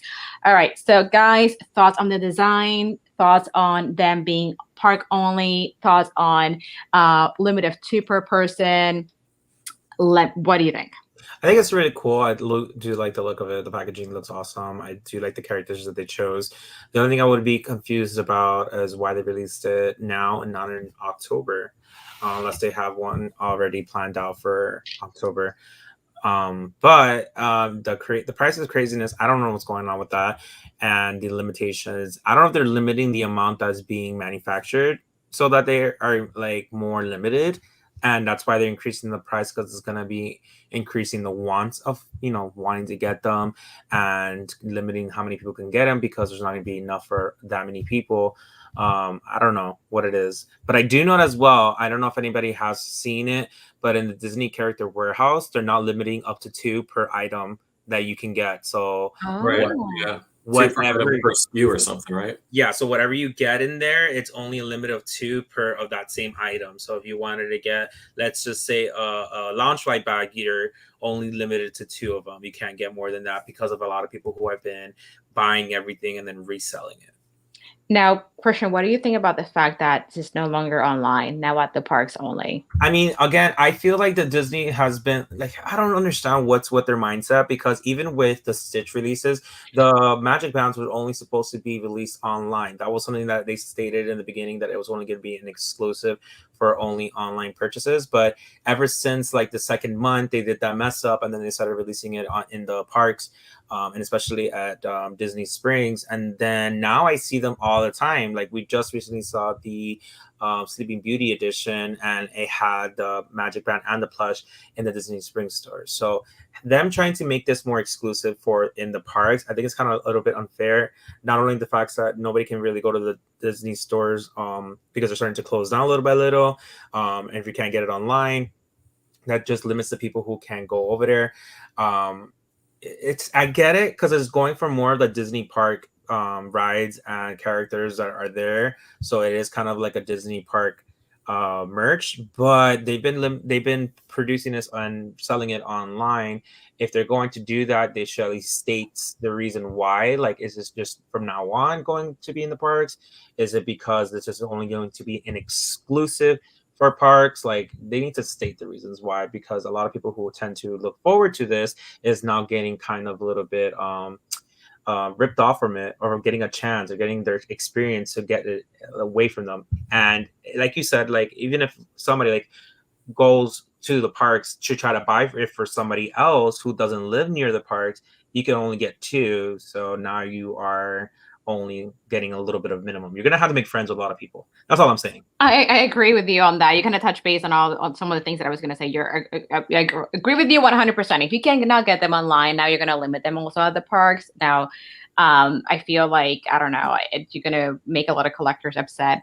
My chat froze on the sidebar on my phone. I was watching, and Connie says they weren't at Disneyland. I checked yesterday. Candy Mom says that she wants just Maleficent.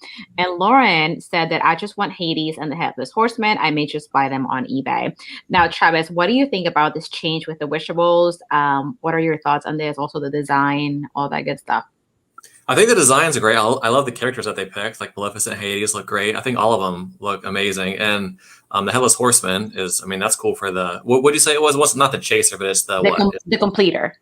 So you can buy that one separate. So the completer goes separate. Like, you can actually grab it. It's just like a regular, right. It's outside of the bag so you can see it. Gotcha. I mean, I'm not surprised that they went up in price. Everything at Disney has gone up in price. So like, that's not a huge shocker for me. But I think you should release them both ways. Put it at the park and put it online if you want to sell it. Ultimately, I feel like they want to sell the Wishables ultimately, so make both markets available. But kind of like what Christian was saying, like if you're gonna only do it in the park or whatever, at least specify like, hey, this is just a park release, or this is or whatever. Kind of like that, like the Loungefly bag, how it says Disney Parks and then Loungefly, so that's like a Disney Park Loungefly bag. Like, maybe differentiate. But I feel like they should be available on both ends. I understand why they're limiting it to a person, because people just buying so many and then, doing whatever they want to do with them. So they're trying to tailor it that way, but at least make it available to people that can't go to the parks and who can go to the parks, or just say, we're only going to do them at the parks, or we're only going to do them online. Yeah, I think they should be available for both. And if you want to control a little bit more on how people are buying them, then yeah, limit it, but make it available for both online and the parks. I agree. If they're going to limit them, they should be both available online and at the parks. Hopefully, this is just like a one-time thing this month, and they'll still just be like available socks, right? Online next month. What's that? That's it, just like the socks, right? The sock pins. Oh, the sock pins! I know, that's ridiculous. They look like hidden Mickeys. Like, come on. Like a mistake.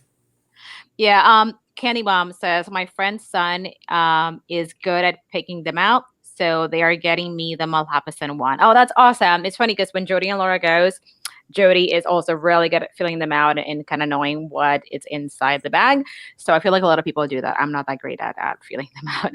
A couple more things, and I'm going to pass it on to you, Christian. So on Friday, Candy Mom says, I just stopped to Travis. Oh, thank you.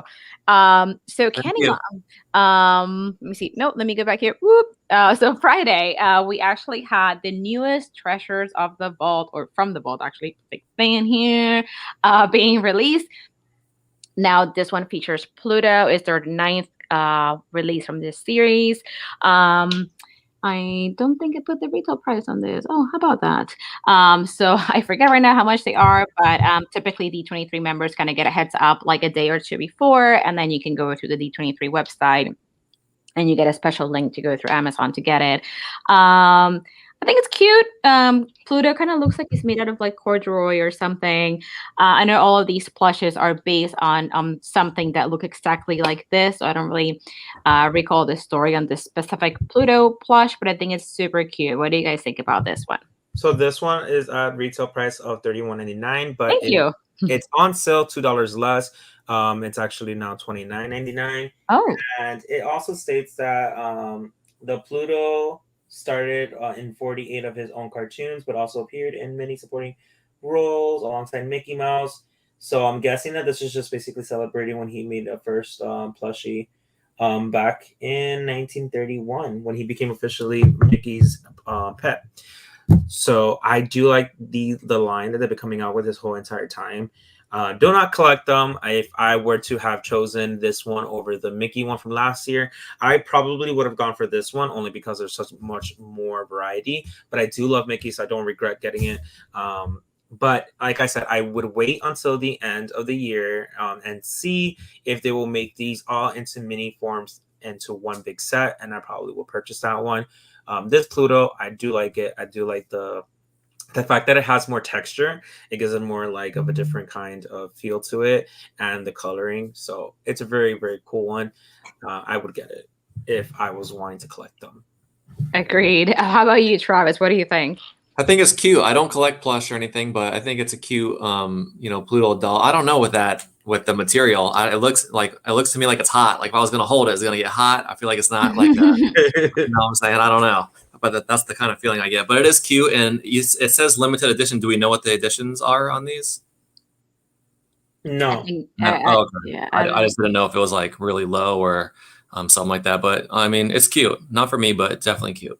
I agree with you. Cute, not for me just because I'm not typically a plushie collector and I haven't been collecting this series, but I think it's absolutely adorable. Now we have a couple more things real quick. Oh my goodness, we're almost at the 2-hour mark and I'm still talking here. So just to show you real quick. So on Friday, we actually had two. Ooh. Huh? I said, ooh. So on Friday, we had 2 new Artland pins.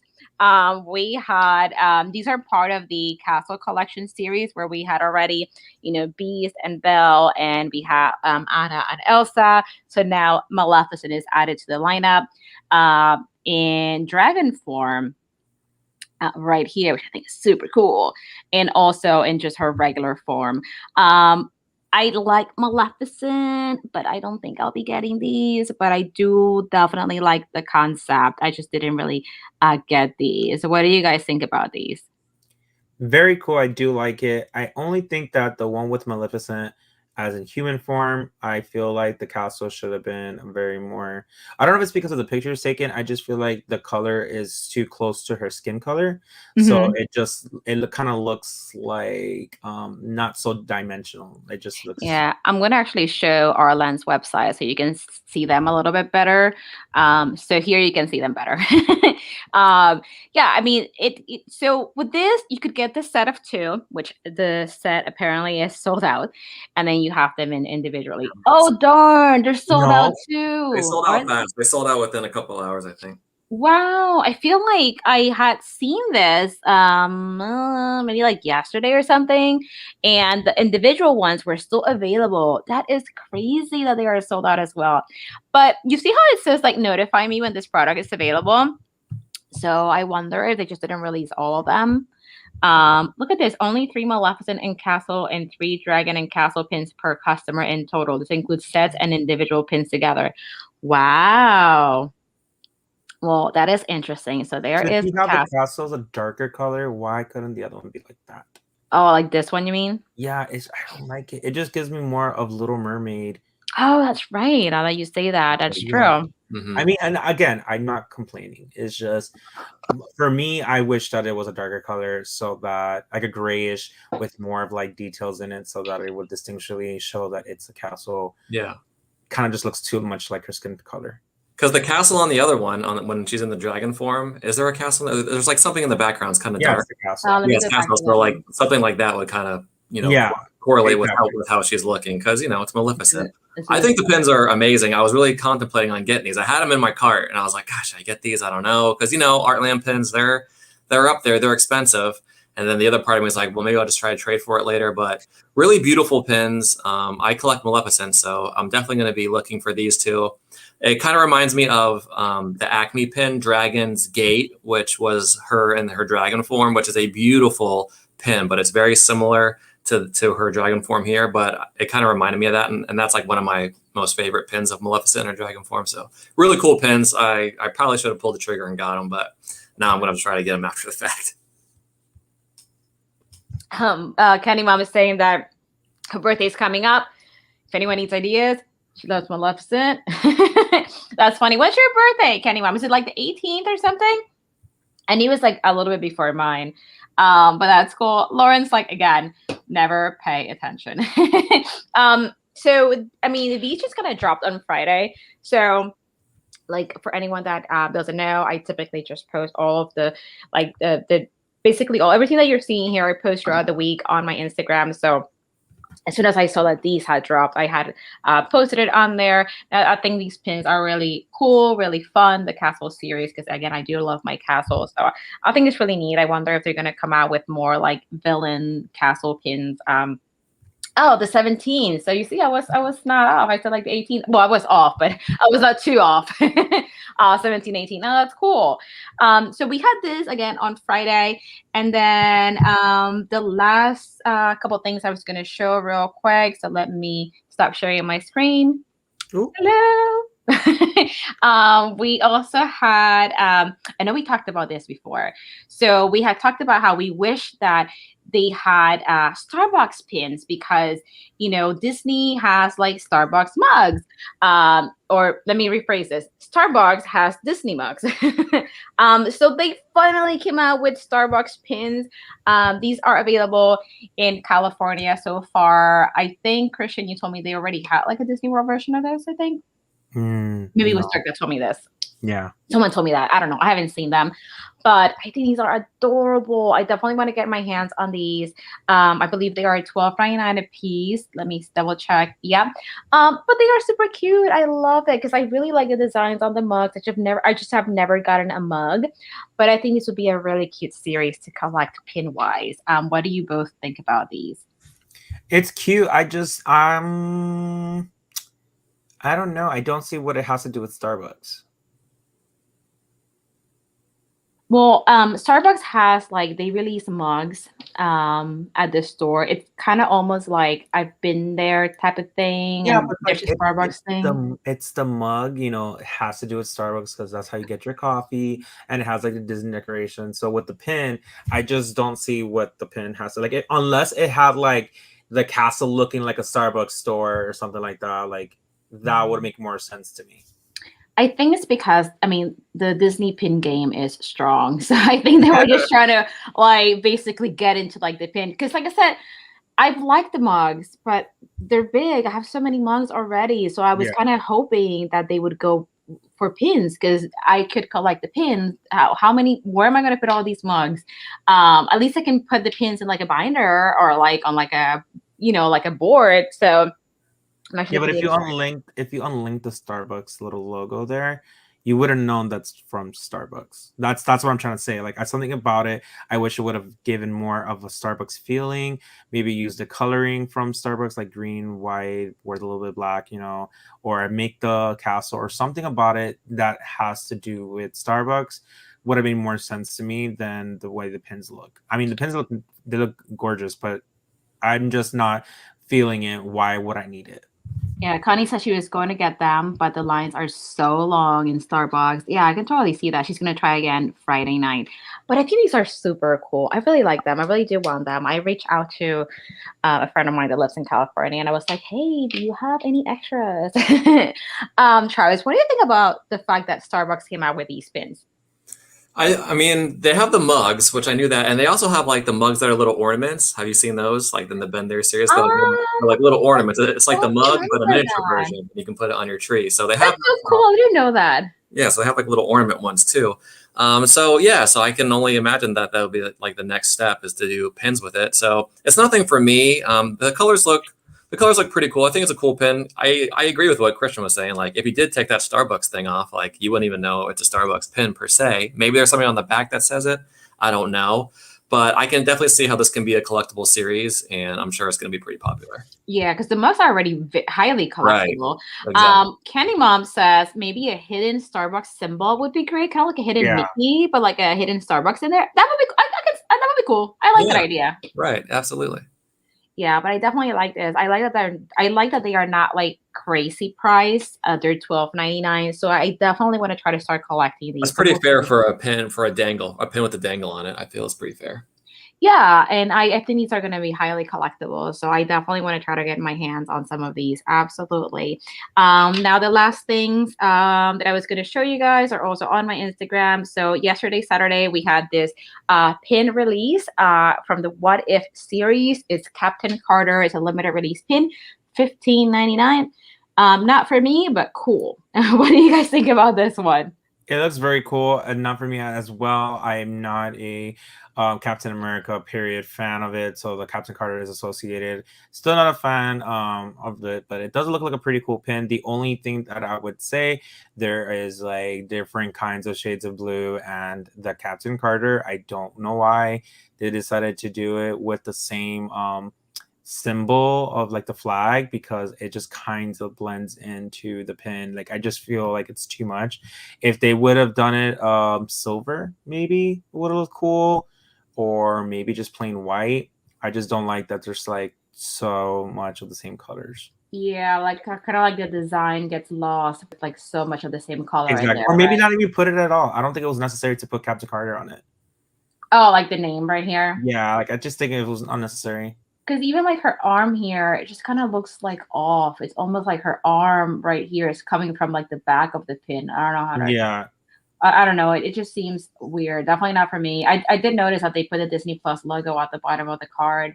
Not for me, but I mean, interesting. Just something different. What do you think, Travis? Same. It's cool. Not for me. Maybe there's going to be others in this series. That's why the name's there, Captain Carter. There might be other ones that might say their name. But I feel like I like the backer card. I like how that's different. But it just looks a little too busy with the colors being the same. It's a little busy in the pin. So it's cool, but not for me. Oh, poor Lauren. It's like, darn it, I just placed an order on Shop Disney and totally forgot to get this. Wow, there's like a plane or something really close to my house. I don't know if you guys heard that like rumbling or something in the back. Yeah. But the last thing I wanted to mention, these are actually box lunch pins. Let me go here. So we have they're like the stretching portrait pins. It's kind of like a different animation of it. But $14.90, a bit pricey for a box lunch pin, but I think it's actually really cool. So here we have Constance, and again $14.90, and then the next pin we have is the Quicksand Man stretching portrait, $14.90, and then we also have the Tightrope Girl portrait, also $14.90. I think these are actually really cool. I actually went to my local box lunch yesterday, but they didn't have them. If they had them, I would have gotten them. I think they're cool. And box lunch, they always have deals. I believe they're actually 20% off right now, so they're like $11 and some change. But I typically post the pins on my website, on my Instagram, with the regular price, just in case the sales are different. But I believe they are currently on sale. What do you guys think about these? The pins and the concept of it is very, very cool. I do like it. The only thing I would say, the little sliding parts on each side, I wish they would have colored it in to blend in with here. Yeah, it's too distracting, the silver parts, like, or whatever white. For where I guess the latch of it will be on so that I can slide effortlessly. But I don't like the fact that it's just plain silver. It kind of is distracting for me. It doesn't look complete. But I do like it. I would be interested to see it in person. Maybe I'll buy it in the end of the day, but it looks cool. Yeah, there's actually one more pin that is not available on the website just yet. Let me see if I can pull up Disney Pins blog. Oh, hold on. Disney Pins blog, not Disney. Hold on. Because Ryan did post another pin that again is not on the website just yet. Here we go. So so these are the actual pictures of the pins. So in person they look a little nicer. You see how like this silver portion is like darker, I guess, Okay. in the pins. That's a little bit better, yeah. Yeah, I do like these. So I would like to get these. This pin is not available on the website just yet, so maybe I'll keep an eye on that. And I might get all of these. I think they're actually really cool. You know what? Let me put a heart on this. Travis, what do you think about these? I like those pins. I think they're really cool. I collect the stretching portrait pins, so I like those older ones that kind of look like this, that were released in the early 2000s, that were the stretching portraits. And they did like the Nightmare Before Christmas stretching portraits, and then they had some of the villain stretching portraits. So I think all of those are pretty cool. I'm curious to see like how big these are, like when they're fully, elongated, like how long they are. But I think it's a cool idea that this one actually has a sliding element, because the other pins that I'm talking about, they're just one size. They don't stretch at all. So I think it's probably pretty cool, and I think that this might be something that I might be looking into picking up. Yeah. Hey, Ezra, good morning, good afternoon. He says, I'm late. I'm sorry. I hope everyone has had a good weekend and will have a great week ahead of them. Love you all. Oh, thanks, Ezra. Right back at ya. Yes, I know what you're talking about, because I do have the Cruella villain stretching portrait from Disney, but it was not one that was like hinged like this one that goes up and down. It was just like the whole like portrait already, like, like it was just like one piece. So I do have the Cruella of that. But these are really nice. I definitely like these. These are more like park pins, so I definitely like that. Box Lunch is bringing more of these like park type pins to their website and the store. Heather says that she wants this. Clever idea. Absolutely. And I think that's all I have. Like I say it like I didn't have much to say, right? But with that said, I'm gonna just right back to you, Christian. What do you have for us today? So let's see what is new. Not that much. I love it. What is new? All right, so we have the new Pluto Funko Pop art series now available on Amazon. It is up for pre-order for $19.99, but it won't be available until November 5th. So it is something that's going to come out later down the road, but you can purchase it now, and it will be delivered to you on November 5th or afterwards, depending on how they are doing that. What do you guys think about that? I'm not a big fan of the art series. I really am not. I do think that sometimes they get too carried away, but I do like this one of Pluto. It kind of looks cute and it fits just right with him.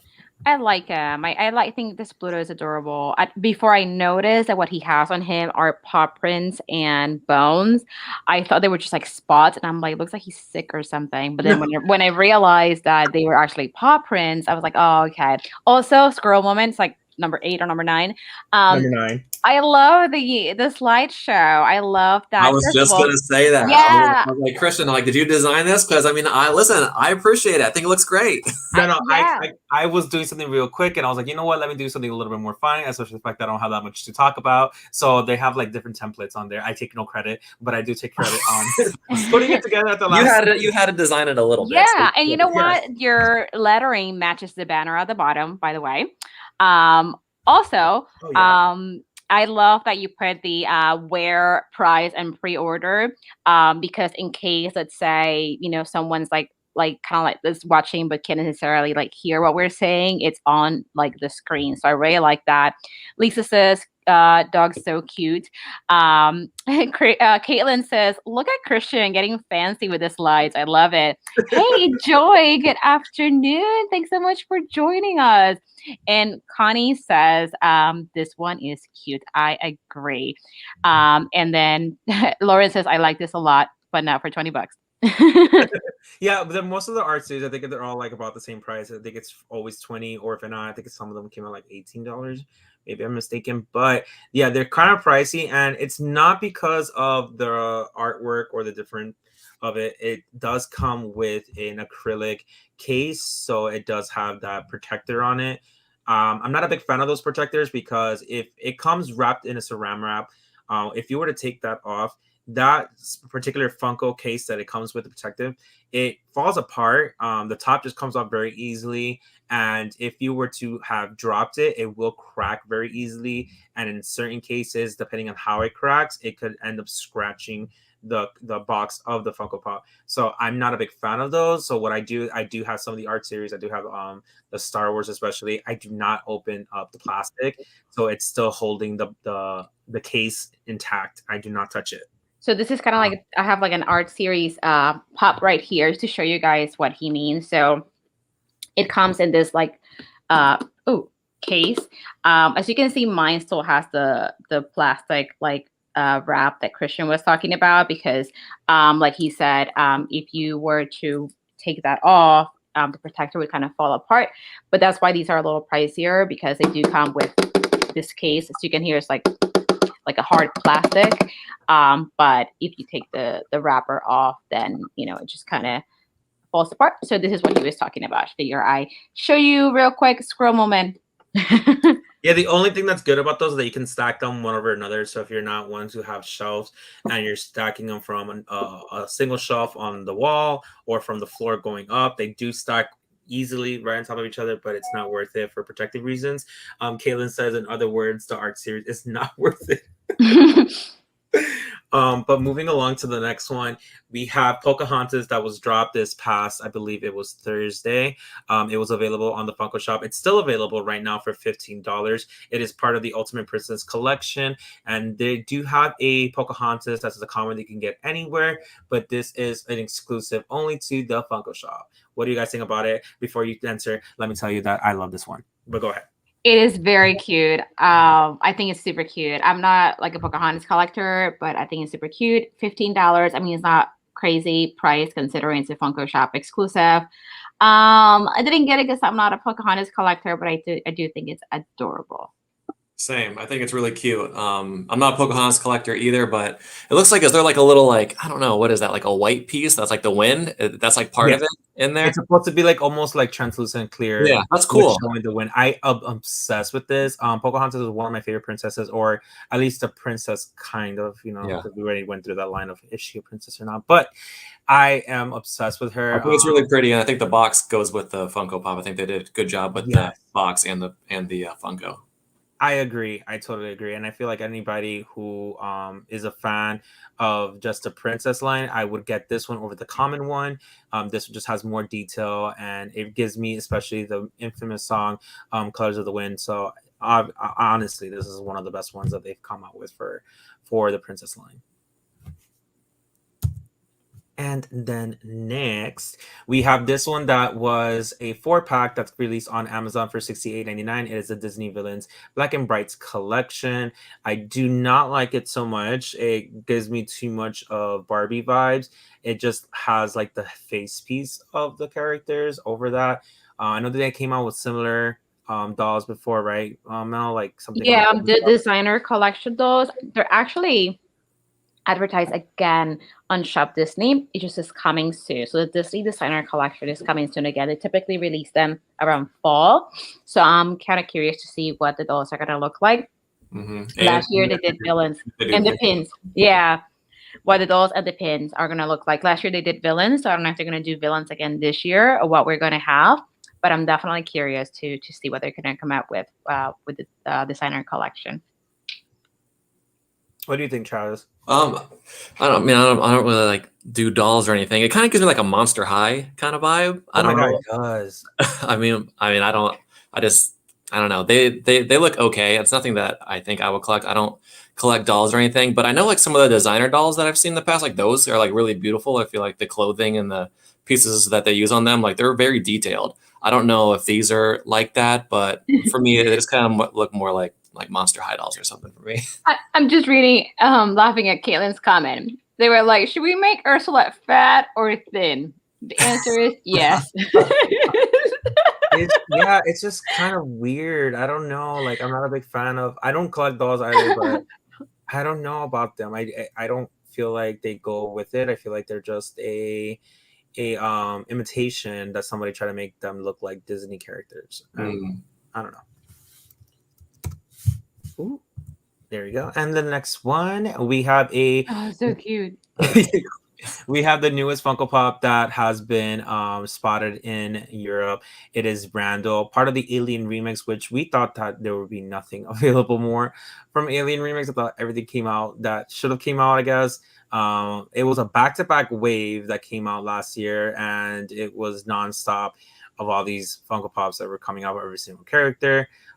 So this is the newest one that got spotted. We are not too quite sure where it will be an exclusive to, but we do see the special edition sticker that usually is stamped on there from overseas. So of course this one was found in Europe. So I would assume that this one would probably come on Amazon, because I feel like a lot of Amazon exclusives are just coming out left and right. But it is coming soon. What do you guys think about this one? I have myself muted. I was laughing at Crystal's comment. She's like, "That's 2021 Ursula. Better recognize." um, and Connie just ordered Pocahontas. You're welcome. I mean, not Connie. Oh my gosh. Oh my god, Lauren. Their comments are so close to each other. But I read Connie, but yeah, Lauren just got it. I think it's super cute. Now, I didn't really care for the Alien Remix collection. I think they overdid it so much. Like they had like the plushes. They had plushes. No, they had the pops and they had the pins. No, they did have plushes. They had did everything. Yeah, they had big pins. They had pins. They had Loungefly bags. They also had the pops itself. They had the 10-inch pops. They had little figures that was made by Mattel, but it wasn't Funko Pop looking. It was just more smaller. It looked just like a dog toy to me, honestly. And it was like in a spaceship. They came out with minis. They came out with like other figures and T-shirts. It would like literally took over. I agree. You know, the concept for it is fun. So I can see the Disney designers being like, yeah, it's a cool concept, which it is. But they overdid it. They had so much of it where at one point I was like, ew, more Alien Remix stuff next, because they had so much. So definitely not for me. Not into the Alien Remix at all, even though this Randall looks kind of cool or cute, but not for me. Connie says, pass on Randall, too much Alien Remix. I agree. They did so much of it. I mean, it was a lot for one wave, and it was kind of a little overwhelming. And then literally, like when the other ones made like an official release, because it was for pre-order, when it's officially released, they came out with the second wave for pre-order, and it was just like, what the heck? So this one coming out, I kind of just want to collect it anyways because I already am been doing it. But it's actually another rando, which is kind of a little bit little disappointing. So the other rando was his original outfit. Skin color. And then this one is just him, I guess, camouflaging into heart shape. I think it was somebody's wall. I think it was Boo's wall in the movie. For Monsters Inc. I think that's why it's all heart shaped, because he camouflaged into the wall. So that's this outfit that the alien's wearing. Kaylin's like, oh, we're doing things? Funko? Never. I say super sarcastically because they overdo everything. Travis, what do you think about this? I mean, I'm sure you saw the Alien Remix line last year, right? Yeah, I saw the pins. I mean, you guys tell me, do the aliens from Toy Story have like a big following? Like, am I missing something? Like, no, cool, but I don't know if they're like really that popular. But maybe I don't know. I don't know. I think they just came up with the concept that they're wanting to get something that was a different, right? Yeah, very different. I don't understand what was the reason behind having the aliens dress up as different characters. I don't know where that originated from. But it's still a cute concept, and it would kind of did take over, and I was all for it. But like what Melissa was saying, it was just overwhelming. It was overdoing. Not even Funko. I feel like Disney itself, because like you said, they had the pins. They had that whole pin set with you get the mystery pins, but you also can buy. Yeah, it was like a pin board that kind of looked like a rocket, right? Mm-hmm. Like a rocket spaceship or something. Or was it like a claw machine or something? Correct. Yeah, something like that. Yeah, that was cool. Like, I thought that was a cool concept because you could try to get all the pins to go in there. So I did like that. I thought that was cool. Yeah, I thought that. So I feel like the original concept for Alien Remix it's like a fun concept, but to me they just overdid it, and so that is like no more Alien Remix. They like blew it up. Quick question, Christian. So the numbers on the boxes, on the pop boxes, are those just for every pop that's been released, or does it go by certain series? Or certain lines. So certain lines, okay. This one will go under, I believe, Disney. So a lot of the times underneath where it says pop, it would have a line. It would say television, it would say movies, it would say rock music, and it will be the number of that whole line. Not that they have anything to do with each other, but it would just has to do with that specific line. So now if there's a mass-produced line, like Disney is a big, huge line, Harry Potter's a huge line, Marvel's a huge line, they won't put anything underneath pop. It will be just known as what it is. So this is probably 761 out of Disney or something. I believe it is Disney, but I feel like Disney has a lot more than that. I don't know. Do you think that's good as a collector to kind of know, like help you know which ones you're missing? Like, I'm just missing this number instead of actually trying to find the figure, or do you think it doesn't matter? Yes, correct. Because there are some people that I've seen on Instagram that are collecting everything Disney, and they literally categorize every single thing by number, Gotcha. and they're noticing that there's some numbers missing. So that's another question that we always get is like Okay. why certain numbers are not being produced, and it could be the fact that they were probably in process, but probably canceled, backed out, or contracts and certain permissions didn't go through, so they had to cancel it. Right, and the next one that came out was Loki. This one is completely sold out. I believe this was released on Monday or Tuesday. It was Kid Loki metallic, completely sold out. They do have a comment of this one you can get anywhere, but this one just has more of a metallic on his crown and his outfit, and you do have alligator Loki sticking out from his back, just saying peekaboo. So it is a cute one. I did pass on this because I'm not collecting the Loki line, but what do you guys think of it? I had not noticed Alligator Loki until you pointed him out. And I think Alligator Loki is absolutely adorable. But I would pass. I was really thinking about getting the Alligator Loki pop, but I just didn't. Because I'm not trying to keep on like buying stuff. But I think it's adorable. I like it a lot now that I notice Alligator Loki is like kind of like peeking on the side. Super cute, tempted, but I would have to pass on it, but super cute. Same, super cute. I love the little alligator Loki right there. I think it's cool with the metallic designs for like his. It's not a helmet, but it's like his crown thing right there, and the sword. Is the sword metallic a little bit too? Correct. It's like completely his outfit. It's just Gotcha. not him, which I'm happy about. Sometimes Funko does this little craziness, and they just like make the whole entire. So I like those like little touches. So I think that's really cool. Yeah, I agree. And then as well came out these fig pins. They are available at figpin.com. It is from the Marvel What If series. There actually is one more that it's missing. I don't remember which character it was. But you have right here the Watcher, T'Challa, Star-Lord, Captain Carter, and Zombie Captain America. It is $15 each. There are 5 available of the characters. So what do you guys think about this? I mean, not for me. At first, I was like, "What is that? Is that like zombie Captain America?" And then you did confirm what I was thinking. Not something that I would get just because I'm not watching the What If series. I do think that Captain Carter pin looks a lot like the one that was released on Shop Disney, but nicer. Because like I feel like it doesn't have like so much of the white and red and blue kind of like overlapping on top of each other like that. Yeah. If anything, that would be maybe my favorite, but I wouldn't be getting this. Exactly. I feel like they should not have put Captain Carter on the other pin. This one makes it look nicer. Right. Yeah, I agree. I think it's cool that they're having these pins, fig pin. Like I said before in other videos and things, I think $15 for a pin like this is a great deal. So I think it's really cool. But yeah, like what Melissa said, it looks like that Captain Carter pin, like the same design. I wish they would have done maybe a different pose or stance or something if they were going to use Captain Carter. But just cool to see that they're releasing pins of this new series that just came out. So I think that's pretty cool. Yeah, very, very cool. I do hope that they come out with a little bit more stuff for What If that's not so like I honestly was so excited to see the fig pins. Even though I'm not getting it, I was just so tired of seeing the Funko Pops that are coming out every single one of the characters. But fig pins, they look absolutely cool, especially the Watcher on top.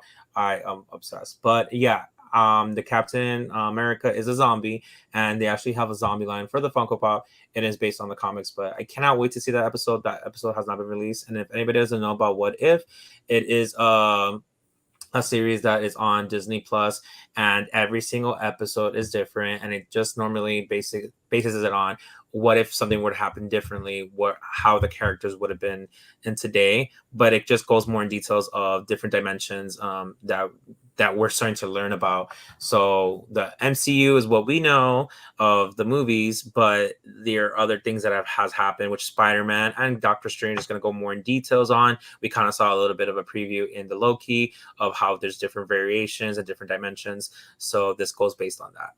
So the next things that have been released are the Legos for the Marvel Studios shows on Disney Plus, such as WandaVision, Captain America and Falcon and the Winter Soldier, Loki, and the What If series. I actually saw this already in the store, and such a random store, Joann's. I went to go buy fabric, and it was in there. But they're not available for 6-packs. You can get them on Amazon for $29.94, Shop Disney for $34.99, or even Lego for the individual baggies. They're $4.99. You could probably buy them at Target and as well Walmart for the similar price of $4.99. I do want to collect them, but I am trying to control myself. But I am a big fan of the Spider-Man one and the Captain America zombie, and of course Wanda. What do you guys think about it? I think it's interesting that on Shop Disney you can get the 6-pack for $5 more than Amazon. So definitely sounds like Amazon is the way to go. You know, talking about Especially if you got Amazon Prime, you get the free shipping. Yeah, right. You know what I was thinking too. So the Harry Potter, Advent calendar just launched this week, but also the Marvel one. I think the Star Wars Lego Advent calendars they also released this week, and they are available on Shop Disney. I'm assuming also available on Lego. I just happened to see it on Shop Disney's website, so they do have those Advent calendars there for Star Wars and Marvel on Shop Disney as well. Squirrel woman. What do you think, Travis? I think they're cool. I like how they have like the little stamps. You can kind of put them wherever you want to put them. I can only imagine if they're just a Lego figure, sometimes they're probably hard to get them to stand. And if you like walk by them, they probably just fall over. So I think it's cool that they have a little stand with them. I mean, nothing that I would collect, but I think a cool concept. Yeah, I have to agree. I do wish that that they would have more of like the different kinds of stand, but I guess $4.99 it is cool. I do like the fact that they do have it, like you said, but I wish they were like a different color or something. They're all just black, and it tends to be like that for the Harry Potter ones. But I hope one day that they will get a little bit more creative and put it on either acrylic see-through kind of Lego set or something that has more involvement with the character, like the coloring of it would be the kind of something that will match it. Like Spider-Man, maybe him standing on a blue Lego piece instead of a black one, something like that. I don't know. But no squirrel moment. So I'm looking at Spider-Man from here. Mm-hmm. He has a cape, right? Yes. From here, it just looks like it's Wolverine as Spider-Man. Because of the hair. No, but it's like that shape. Yeah, it's from one of the episodes that's coming up. It's supposed to be like him with Doctor Strange's powers or something. I'm not too quite familiar with it, but hopefully it comes out soon because I'm very interested now that this has been released. And going along with what you were just talking about, the Advent calendars are available. I have seen them on Entertainment Earth for $39.99, similar price on Amazon. But again, you can possibly find it anywhere, even like you said, on Shop Disney. They do have it, have on the Lego online, and you can also buy them in GameStop. I'm not quite sure if any of these are going to be exclusive to GameStop because, like I said before, previous years, those are the Funko ones. Lies. Moving on forward. What do you guys I like to have different retailers for this, like you said, Entertainment Earth, Amazon, Target. Like I ordered my Harry Potter Lego Advent calendar from Target, and then Shop Disney. They do have the Marvel and they have the Star Wars one as well. So I think it's cool. It's released through different retailers, so that way people have more chances to get it. Michael, welcome back. Hey, Michael. And Candy was like, "Oh my gosh, I need these Legos." I was like, she's talking about the Marvel one. Yeah, I think she was too. Yeah, Travis, what do you think about these? Yeah, I think I just love Advent calendars, so I think that's pretty cool. I like how they have the different varieties, and I really like how they're offered on different platforms. So, they might sell it on one, and then you might be able to get it somewhere else. So it kind of, broadens it a little bit how you can get them. But I think they're all really cool. Mm-hmm. Agree. And then here we have nothing had to do with Disney or Harry Potter, but I think for everybody who loves the nostalgia of like having different things from the past, these are the Funko new ones, like Funko retro toys that are coming out.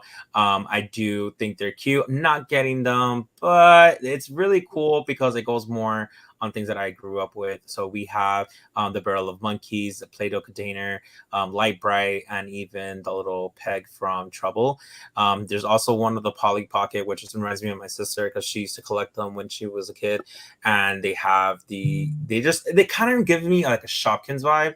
but they are available for pre-order coming out in November 2021.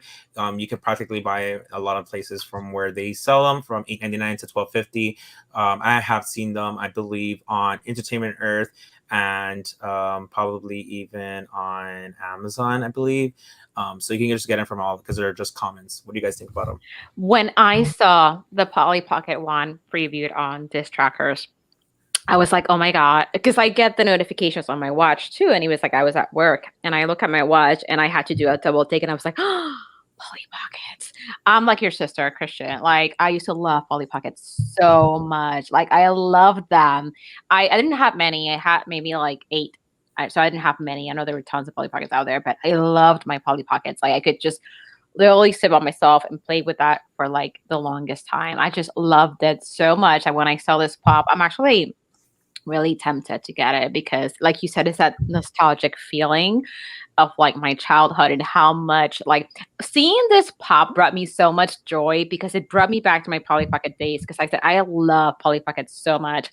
I love the color they went with and that clam shape Polly Pocket like that. I love it. Lauren says that Polly Pocket PS order my Marvel Lego 6-pack. But yeah, I mean, the other ones are cool too, but the only one that resonated with me was the Polly Pocket one. Like, I feel like it's staring at me and telling me to buy it. You should get it. One little pop won't hurt you. What do you think, Travis? I think they're cool. Like I don't know. I feel like with pop figures, like I don't know, they got some good artists or good creativity over there. So I think it's cool they're bringing back some of this nostalgia stuff like that I grew up with, Melissa grew up with, Christian did. Stacey loved Polly Pockets, so she's right there with you, Melissa. Whenever we go garage selling, we always try to find some. Never find them, but they're cool, you know.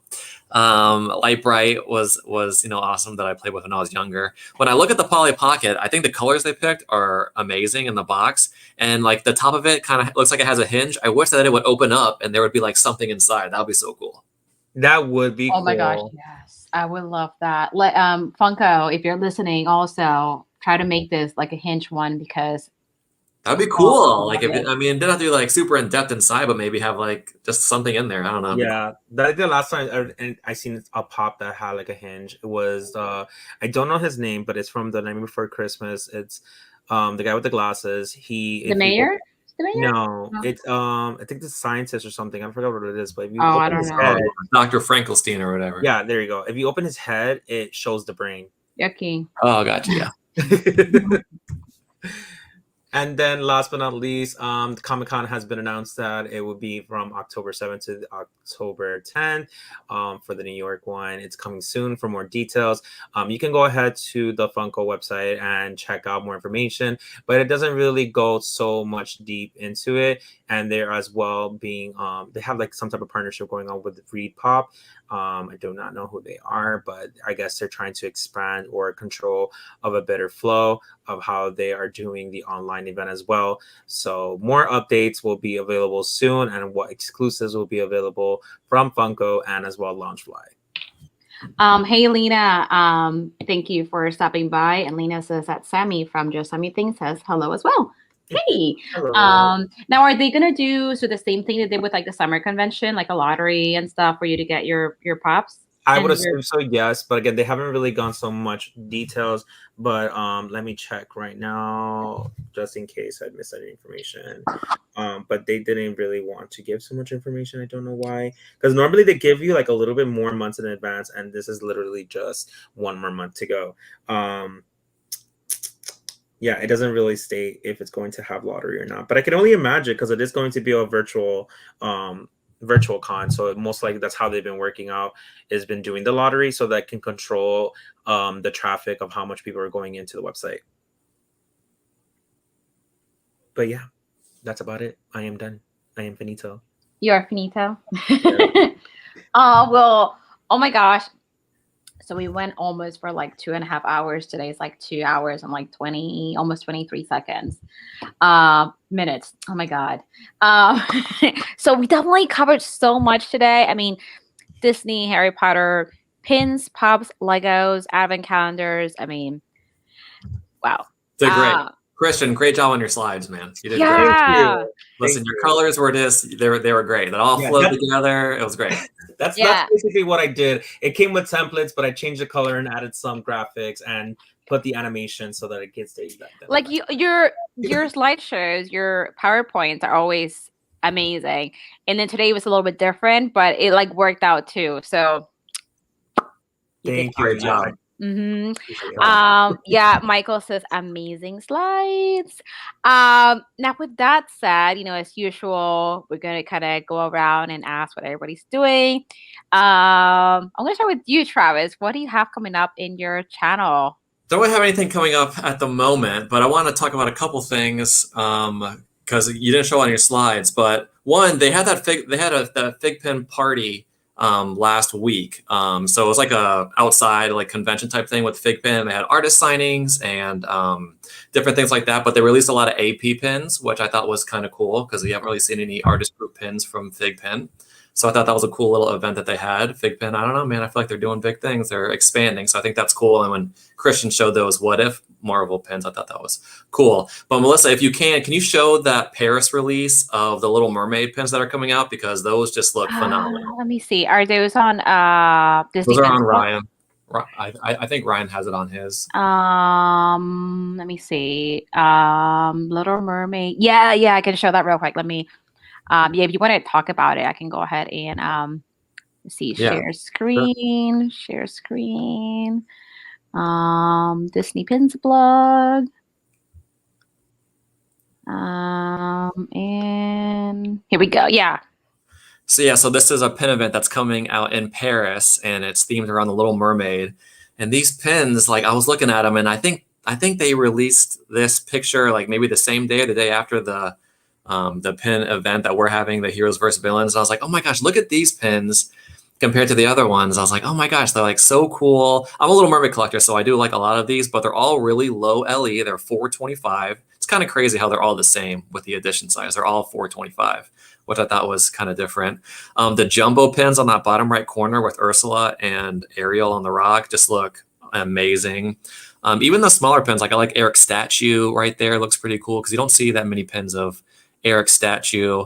But just overall, I just think it's going to be an amazing event. And I've said this before in my videos, the Paris pins, I don't know, there's just something about the quality of them, but they have like really good quality in their pins, whoever makes them over. And I don't know where they get them from, but they just seem to be a lot better quality. But I just thought those were really cool, so I want to touch base on that. Yeah, I was actually switching over to like Disney Pins blog page so that we can see them a little bit better, because I know on Instagram they were like a little tiny. But the prices are pretty good for those pins. Let me see if he has like bigger pictures of it. So here's a closer look. Is this another pin? No, I don't know what this is. But yeah, like this jumbo pin right here, so nice. I mean, they're really cool. They're all I really very like nice. it. I think Michael will love it.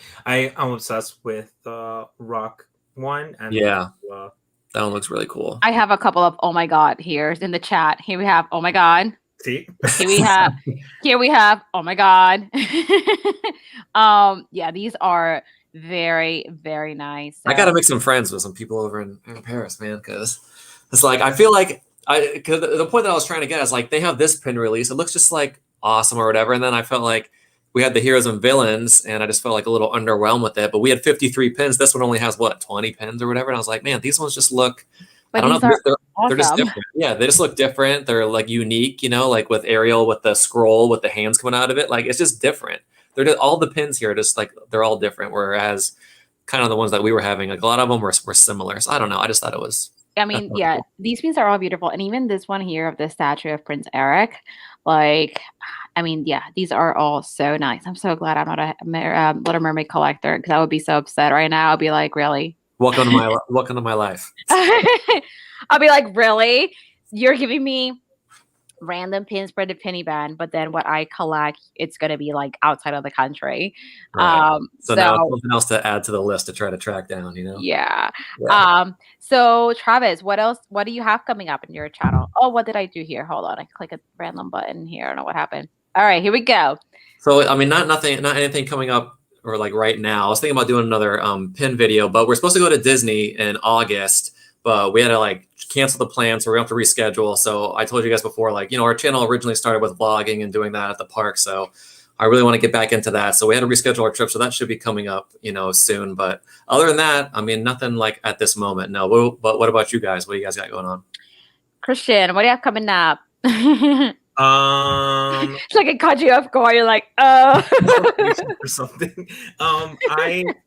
I don't know. We are, like I said before, we have some videos planned out for Loungefly and as well Harry Potter that we've been wanting to catch up on. There's a lot of things that we have been ordering, and because of the summer break that we took, there's just a lot of things that we just haven't done. So we will be just trying to see what would be suitable to make a video for. But other than that, we are most likely, I didn't really want to announce it, but I'm just going to announce it just to give a heads up because I want to go more conversation. But we are going back live tomorrow on our channel. So we probably do like a little fun thing to like have fun, like do some games and then go into like our MCdorks After Dark or whatever we called it. After Dorks it was. So we can play more of different games and have fun, play some music and just relax and chill. So yeah. What time are you going to go live tomorrow? Normally we do go on 9, so I would say 9, but I would just say subscribe and press the bell notification so that you just get the notified when we do go live. But it's most likely going to be at 9 p.m. tomorrow Eastern, so catch us over there. Yes, absolutely. And I saw that Dawson from Fantastic Reddins just came in. So good afternoon, good morning to you. Lauren was saying, I don't collect Little Mermaid, but I need the Part of Your World reprised pin. Oh, I was going to ask you, now that I'm thinking of it, okay, I'll do a squirrel moment. Melissa, did you get that Beauty and the Beast, the Belle, when she's at the fountain with like the little lamb from Paris, that jumbo pin? Oh, like a couple years ago? Yeah, it probably was a couple years ago. Did you get that one? I did. It was expensive. It's big. It's like this big. Yeah. Mm-hmm. It was like LE 150, LE. It was pretty low. It was low, right? It was very expensive. To convert it from like pounds to US dollars and shipping. Mm-hmm. I don't know. I ended up paying like $200 for the pin total with like shipping and stuff. So Belle's face though, isn't that good? Mm-mm. See, I haven't seen it in person, so yeah. Belle's face is not good. Well, this is going to bring me to another squirrel moment. So when you were looking through the pins in the catalog, it's a Christian. when you were looking at the pins in the catalog, so you know how you said you wanted that Beauty and the Beast spinner pin. Mm-hmm. Take a look at the faces on that, because I don't know if you're going to be too happy. Like they are very like Belle doesn't even look like she has a face, and Gaston looks like his face is gone too. So just take a look at those before you pull the trigger. Because I was looking at those because there's a Little Mermaid one, and I was looking at the Belle one, and I was like, her face is like there is no face. So just look at it. Just look at it closely, and when you get time, and then I'll have to. I mean, I will probably still go for it anyway because you're a stickler for faces like me, so I'm the same way. Yeah, but I'll probably still get it. But yeah, that Belle from that Disneyland Paris pin that was on Shop Disney UK. Just the face wasn't good. It's a good sized pin. You would think they'd have room to make the face. Yeah, better. Like her eyes look all funny and. Yeah, I hear you. Okay. I want to announce that we have 13 square moments. 13 squirrel moments. I feel like we're gonna need to make the squirrel part of our logo now, like a little thumbnail, like a little squirrel in there. Right. Maybe like a lightning bolt for Harry Potter or something. But as far as what I have coming up on my channel, I'm not sure yet. I'm still trying to see put together the videos for the week, so we'll see. I typically upload Wednesdays and Saturdays. Wednesdays at 7 a.m. Eastern, Saturdays at 8 a.m. Eastern, unless there's some kind of collaboration going on that would require me to upload a certain day and time. And then, of course, we're back Sunday with another Disney Collectibles Sunday at 11 a.m. Eastern. We typically do about 2 hours. Today, we're like a little past the 2.5 hour mark, but had a lot to talk about. We did. We had so much to talk about this week that it's just the time flew by. But I think that's pretty much it. I mean, I hope everybody's having an amazing holiday weekend. If you live in the U.S., tomorrow is Labor Day. So it's a holiday for over here, and a lot of people have off, depending on where you work. But thank you so much, Travis, for joining us again. Thanks for having me. I'm always happy to be here. It's always great talking to you guys about pins, and I always learn so much from you, Christian, about Funkos and stuff. So it's always great to be here. So thank you so much for having me again. Mm-hmm. Always fun. And as usual, Christian and Michael, my partners in crime here. Michael in the chat, Christian live on camera. Yes. Thank you so much. I know, right? And thanks to our little Sunday family here. Connie, Lauren, Dawson, of course, Candy Mom, Lena showed up as well. Both Lisa Kim, and Lisa Sapiak, is that how you pronounce your last name? I'm sorry if I'm butchering your last name. Lady Crystal, Caitlin, who else was here? Heather, the eclectic Mima, Joy S. Thanks so much for being here. Esther was here earlier. Jody and Laura were here earlier as well. If I miss anyone, Umti was here earlier as well. If I miss anyone, I'm sorry. Surf Bomb was here, and the Disney Baker as well. So thank you so much, everybody, for stopping by and hanging out with us. Have an amazing holiday weekend, and we'll see you next Sunday. Bye, guys. Bye.